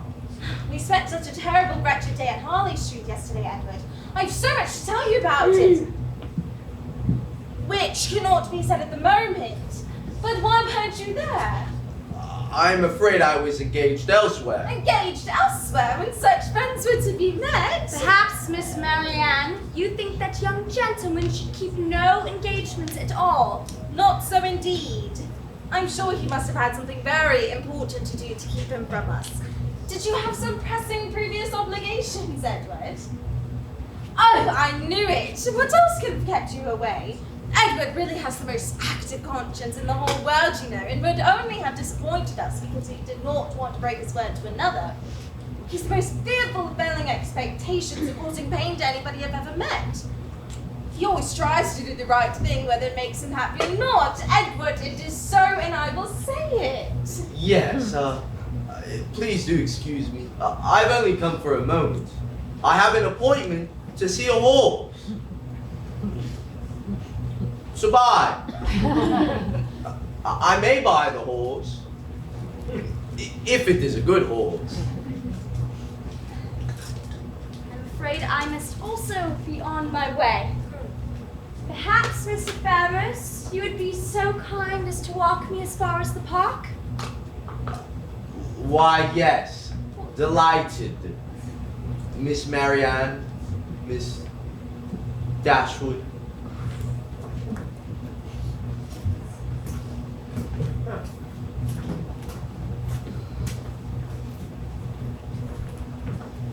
Oh, what could have brought her here?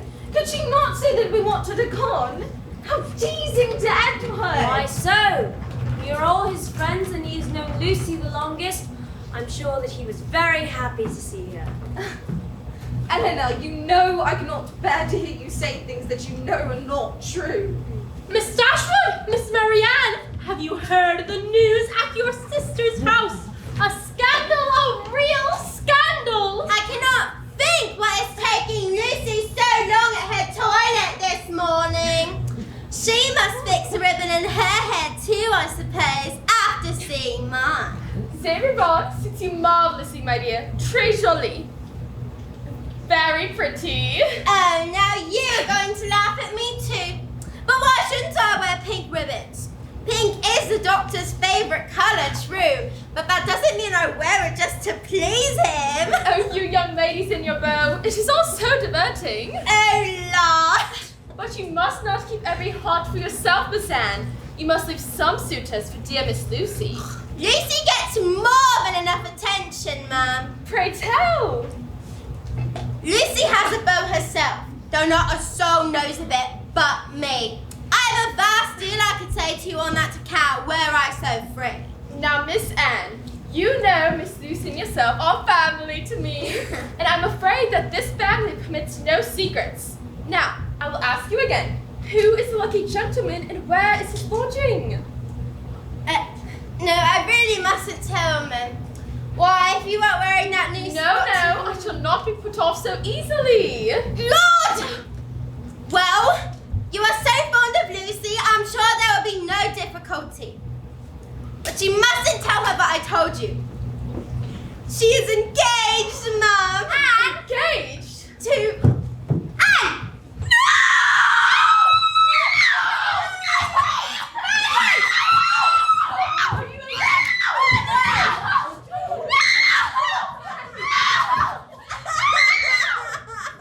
Your sister-in-law threw them out of the house and fell into fits, and your brother was so frightened that he called for Dr. Donovan, and Dr. Donovan found the house in an uproar, and now the story is all over town. Miss Marianne, are you ill? I think my sister wants rest, Mrs. Jennings. Please let me attend to her. Marianne, I knew. Has Edward written to you? I've known it these 4 months. Lucy told it to me herself and swore me to secrecy before I knew what I was promising. How have you borne it? What else was there to do? For 4 months, and yet you do love him. Yes. I do not love only him. And I was glad to spare my loved ones of my own happiness. How could Edward be engaged to that creature? People make mistakes, Marianne. He was very young when he met Lucy, and confined as he was by his mother and upbringing, I'm sure that she was very refreshing. She's lively and can make herself agreeable when she wishes, and if, when he grew older, he began to see something of her true nature, I'm sure that he was too honorable to break off the engagement. Edward, as we have always said, has a most active conscience. But his behavior towards you. I must acquit Edward of all essential misconduct. Fine. If you're... Marianne, he never promised me anything. No, but I'm sure he feels something. Even if that is true, there's nothing to be done about it. Edward will marry Lucy, and I truly wish him very happy. If your way of thinking is so practical, I'm not surprised that you are caught. I understand. You do not suppose that I have ever felt much. For 4 months, Marianne, I have known of Edward's engagement. For 4 months, I have had to listen to Lucy's hopes and exultations again and again. For 4 months, I have never been able to confide in anyone. I'm to be divided from Edward forever. Nothing has ever proved him unworthy. And I believe now that perhaps he does feel something, as you say. In short, I have suffered all the punishments of extreme attachment without having enjoyed any of its advantages. If you think me capable of ever feeling anything, Marianne, surely you can imagine that I have felt this loss very deeply. My current composure is the product of my constant and painful exertion to maintain control over myself. I have done my duty. But believe me, I have been very unhappy. Elena, I do not know what to say. Promise me something, Marianne. Anything. Promise never to speak about the matter with the least appearance of bitterness. Speak civilly and discreetly about it to anyone who may inquire. But yes, even Edward and Lucy. But please. Yes, of course, I promise. I suppose you have all heard of the very shocking discovery that took place under our roof yesterday. Shocking? Absurd! Fanny says that she shall never think well of anybody again after being so deceived. I now wish, said poor Fanny, that we'd even asked your sisters to stay with us instead of the Steele. Why, thank That's you. generous. We sent for Edward, but I'm sorry to relate the news. His mother explained that she would give him his independence if he simply gave up the girl and married Miss Moulton. Said even that she would settle on him the Norfolk estate, which brings in a good 1,000 a year. But if he chose to marry Miss Steele, she would do everything she could to keep him from advancing it. Gracious God! May you exclaim, Marianne, at Mrs. Ferris's generosity. Edward said very little, but what he did say was quite unfeeling toward his mother and sister, who strove with all their might to help him to see the error of his ways. He refused to give up his engagement.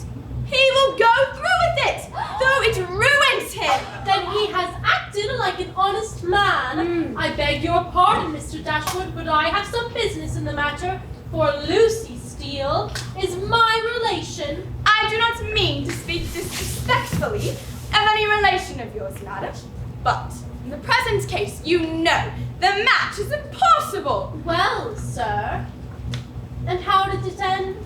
What has to happen? Did his mother cast him off? Is he ruined entirely? I am sorry to say, ma'am, that it ended in a most unhappy rupture. Edward is to be dismissed forever from Mrs. Ferris's notice and is to be disinherited. His mother has determined, with a very natural kind of spirit, to give it all to Robert immediately.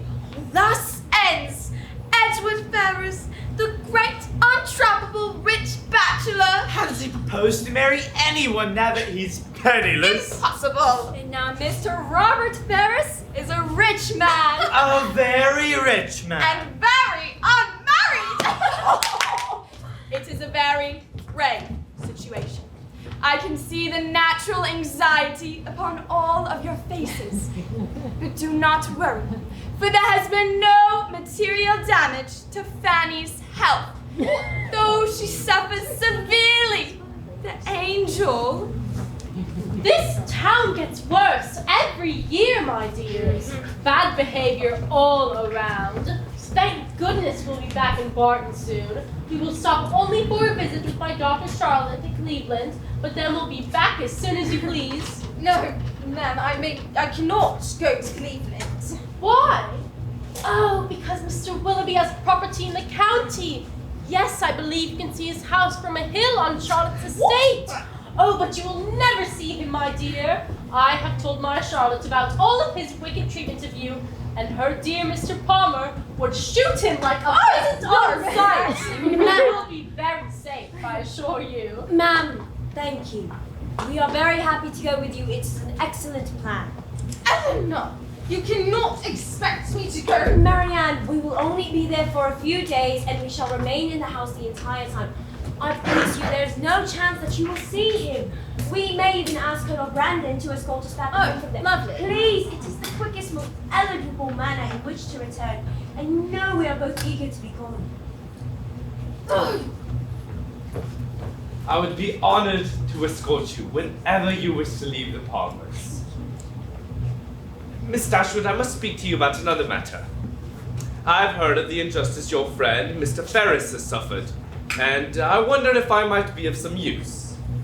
How so? They say Mr. Ferris intends to enter the church. The living of Delaford is vacant, and mine to a point.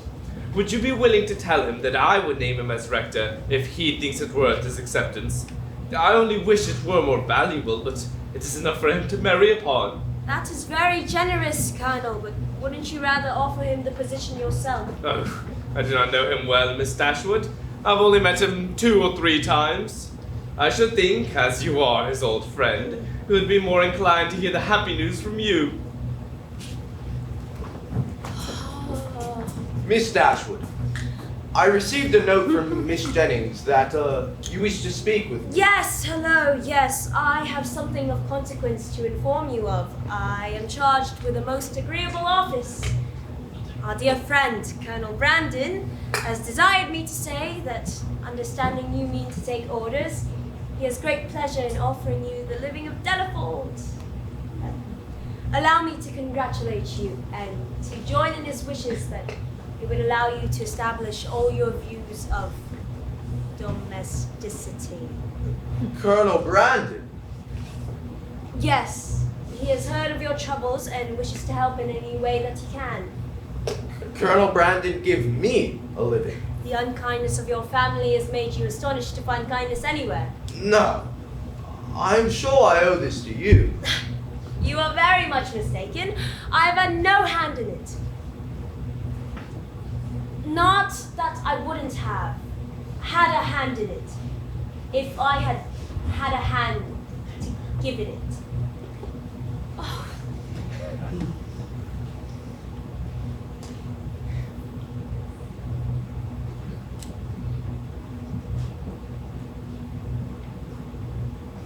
Miss Dashwood,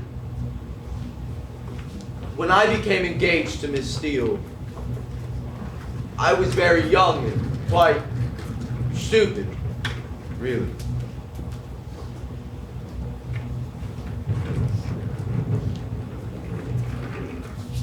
Colonel Brandon lodges, I think, on St. James Street. I believe so. I must hurry away then to thank him. May I give you my unceasing good wishes for your happiness? And mine for yours. Miss Dashwood.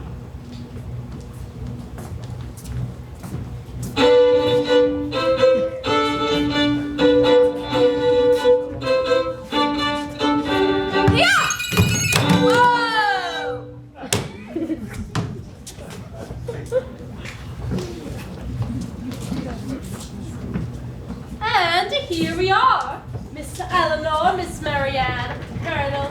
May I introduce Charlotte, the prettiest of my daughters? Oh, Charlotte, you've grown so plump. I'm so stiff in the carriage. I think I should take a little walk around the grounds. It is already so late and looks as if it may rain. Wait only until tomorrow and I will go with you. It's not going to rain, Eleanor. I shall go mad if I do not walk. At least take your shawl.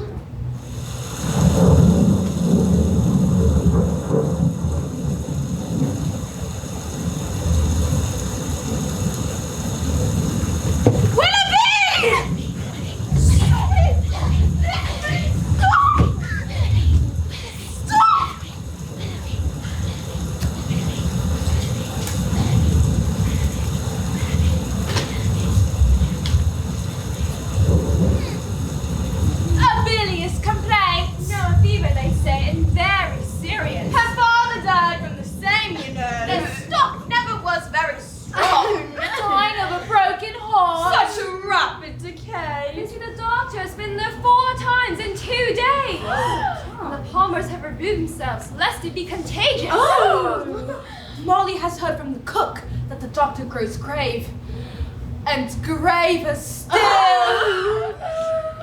Poor Miss Dashwood. Poor fair, I suppose. They're so young. Well, poor Miss Dashwood. Poor Miss Dashwood. Poor Miss Dashwood.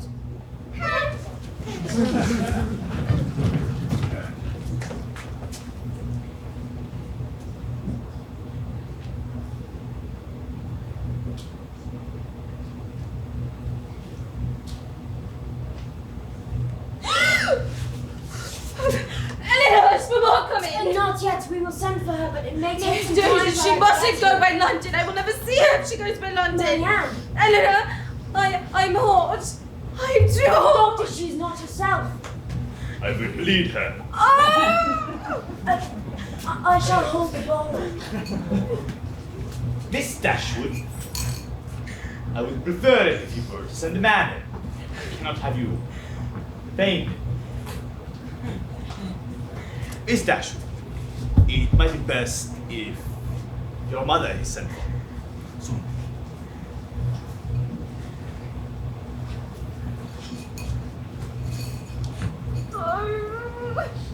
Is she going to die? I must dispatch a messenger to Artem for my mother. She must come as soon as possible. With your leave, I will bring the message myself. It will be faster and I will bring her back with me directly. It's not necessary. Miss Dashwood, give me something to do I will return with your mother. Look for us before 10 o'clock.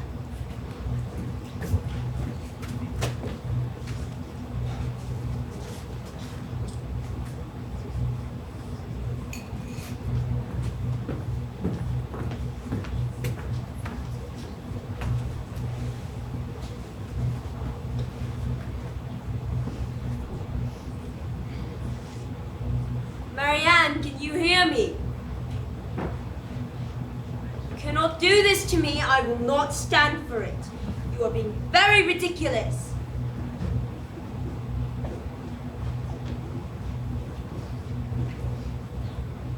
I don't mean it. Sorry. I promise that if you get better, I will never chide you again, Marianne. Please, dearest, you cannot leave me here. Do not leave me alone here, please.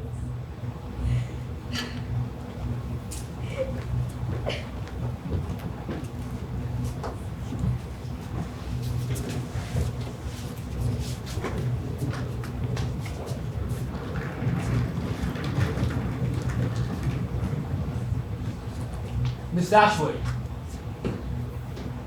Your business cannot be with me, sir. The servant must have forgotten to tell you that Mr. Palmer was not at home. They told me that Mr. Palmer and all his relations were at the devil. You would not have turned me from the door. How's your sister? You have no right to ask. Mr. Willoughby! Forgive me. I've been drinking. What do you want? I want to make things right, if I can. I want something like forgiveness from Marianne. Marianne! You should not be so familiar. Is she in as much danger as they say? Is she dying? It is my fault, I know. Please, let me see No! her. I did not plan any of this. I never wanted to hurt anyone. I must ask you to leave. When I met your sister, I only wanted an idle dalliance. Something to do with the Mr. Willoughby! You misunderstand me. I thought it was only a harmless flirtation. And at first, I thought that Marianne also knew that it could not lead to anything. You must see that it was impossible for me to seriously pursue a girl with no fortune, no station, no... Forgive me. No notable family. But quite against my intentions, the part I played became the most pressing reality. I found myself most terribly in love. Did you? I was going to ask her to marry me. And what precisely stopped you? You must think me very foolish indeed. My luck went bad. Mrs. Smith had somehow been informed of a regrettable connection in my past. I know your history. And I can guess who might have told you. Ask yourself if he is truly impartial. It was wrong. Yes, I ought to have never touched Jane. But do not suppose that because I was a libertine, she was a saint. Any weakness on her part is no excuse. I assure you, Miss Dashwood, I have paid richly for my sins. Mrs. Smith pronounced me no gentleman, and I was summarily disinherited. I had many debts. Should I have gone to prison? I had no practical choice but to give up Marianne. When you left Marianne that day, did you tell her that you would soon return? I do not know what I told her. I was out of my head. I had resolved to forget her entirely. You did an excellent job. You shunned her in public, ignored her letters, exposed her to the worst kind of gossip and intrigue. Is this all evidence of the great love you Everything have borne had her? already been settled between Miss Grey and me. Then you have made your choice, and now you will be held to it. Goodbye! I must see her. Seeing you will endanger her recovery. Recovery? Fever broke last night. She is no longer in any material danger.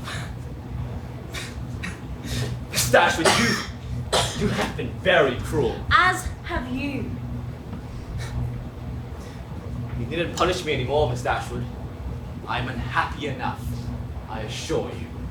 My marriage alone is just reward for my folly. You should not speak of your wife in that way. I shouldn't, should I? Yet, if ever on thine eyelid stood the tear that pity had engendered, drop one here. This man was happy once. The conscience has her part and writes a doomsday sentence upon his heart. Hope, the poem, Cowper. You really should leave. I will, before I make you hate me entirely.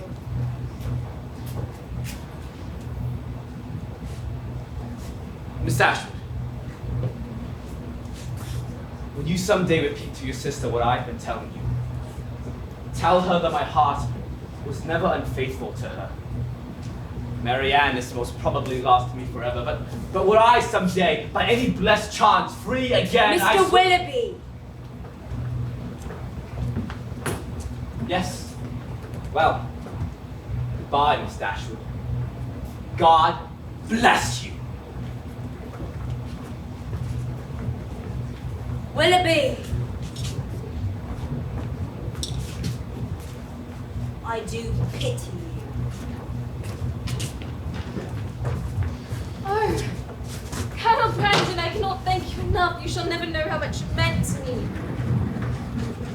If it is not an imposition, Colonel, would you stay?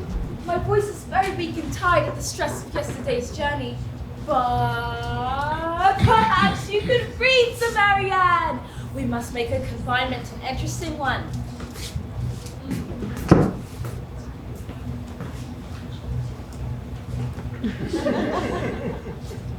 To be or not to be? That is the question. Whether 'tis nobler in the mind to suffer the slings and arrows of outrageous He fortune. loves her, of course. To judge from his spirits, he does not think that there is much hope. He thinks Marianne's affections and opinions too fixed for any real change. And even supposing heart-free again, does not think he could ever attach her. Who would fathers bear to grunt and sweat under a weary life, but the dread of something after death, the undiscovered country from whose bourne no traveller returns? Colonel, did you know that Shakespeare writes in a rhythm which matches precisely with the beats of the human heart? Ba-bum, ba-bum, ba-bum. And he had been drinking. Yes, but I think he meant it all. Marianne, may I ask? Yes? Do you perceive now that marriage to Willoughby would have condemned you to continual unhappiness? Can you imagine being bound forever to someone so endlessly selfish? Do you think him selfish? The whole of his behavior from the beginning to the end of the affair has been based in selfishness. His own pleasure is in every particular his ruling principle. I suppose my happiness was never his object. At present, he regrets marrying for money. And why does he regret it? Because it has not made him perfectly happy. But had he married you, he would have always been poor, suffering all of poverty's attendant evils. He has already proven that he is capable of treating you with great cruelty and indifference when it suits his purposes. In those circumstances, who knows how you might have fared? Eleanor, I agree with you. Are you surprised? A little. I'm grateful that you told me, Eleanor.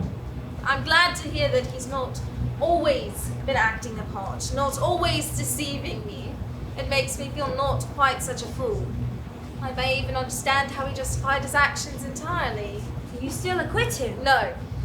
I assure you I see everything the way you desire me to. He was very wrong in what he did, and I never could have been happy after knowing how he treated that unfortunate girl.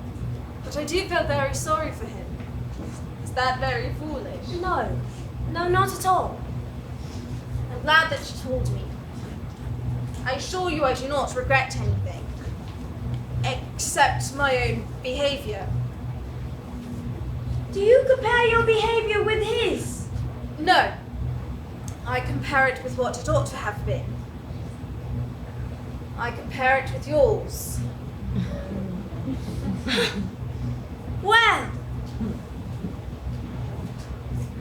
you are a goose! Stop it! That's my dude! You can't do that. You can't. I can't what? I stole it from you. Yes, you did. Mine now, you goose! We must stand back. tired? No. The Colonel has promised me tempest with me this evening. Ah. And I do not wish to be late. He's very good. I suppose you know, ma'am, that Mr. Ferrars is married. What? Thomas! Miss Marianne is ill! I'm fine. Fine. Water, please. Who told you that Mr. Ferrars just married Betsy? I just saw his new bride, Miss Steele as was. She and Mr. Ferrars were stopped in a chase outside the New London Inn. She sent her best to the family, especially Miss Eleanor, and I made free to wish her joy. Did she say she was married Betsy? Yes, ma'am. She smiled and said she was Mrs. Ferrars now.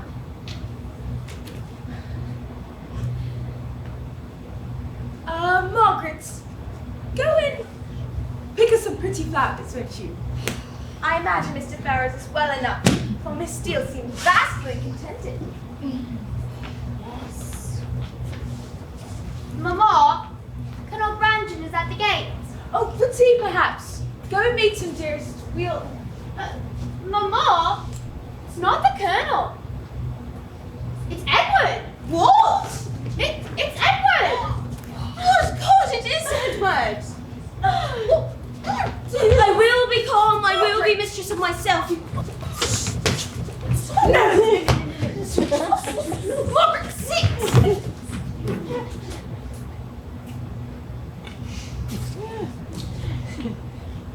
Edward! Ma'am. I do wish you joy. Yes. I hope you've left Mrs. Ferrars very well. Very well, I think. Yes. Is Mrs. Ferrars at Longstaple? No. My mother is in town. I meant to inquire after Mrs. Edward Ferrars. Perhaps you mean Mrs. Robert Ferrars. Mrs. Roberts Ferrars? Mrs. Roberts Ferrars? Perhaps you do not know. You might not have heard that my brother is lately married to Miss Lucy Steele. Your brother?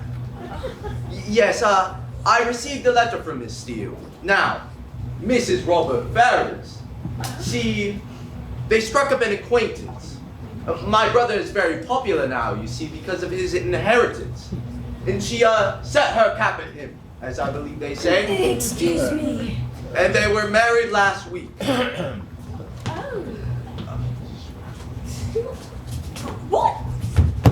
No! Fix it!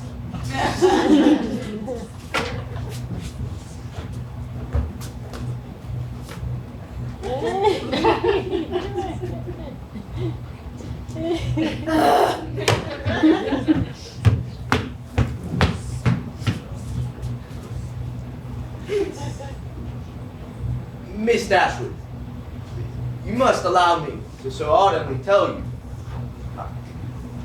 I am sensible of the impropriety. From the moment I first saw you. Oh, Elena, if I loved you any less, I might be able to talk about it more.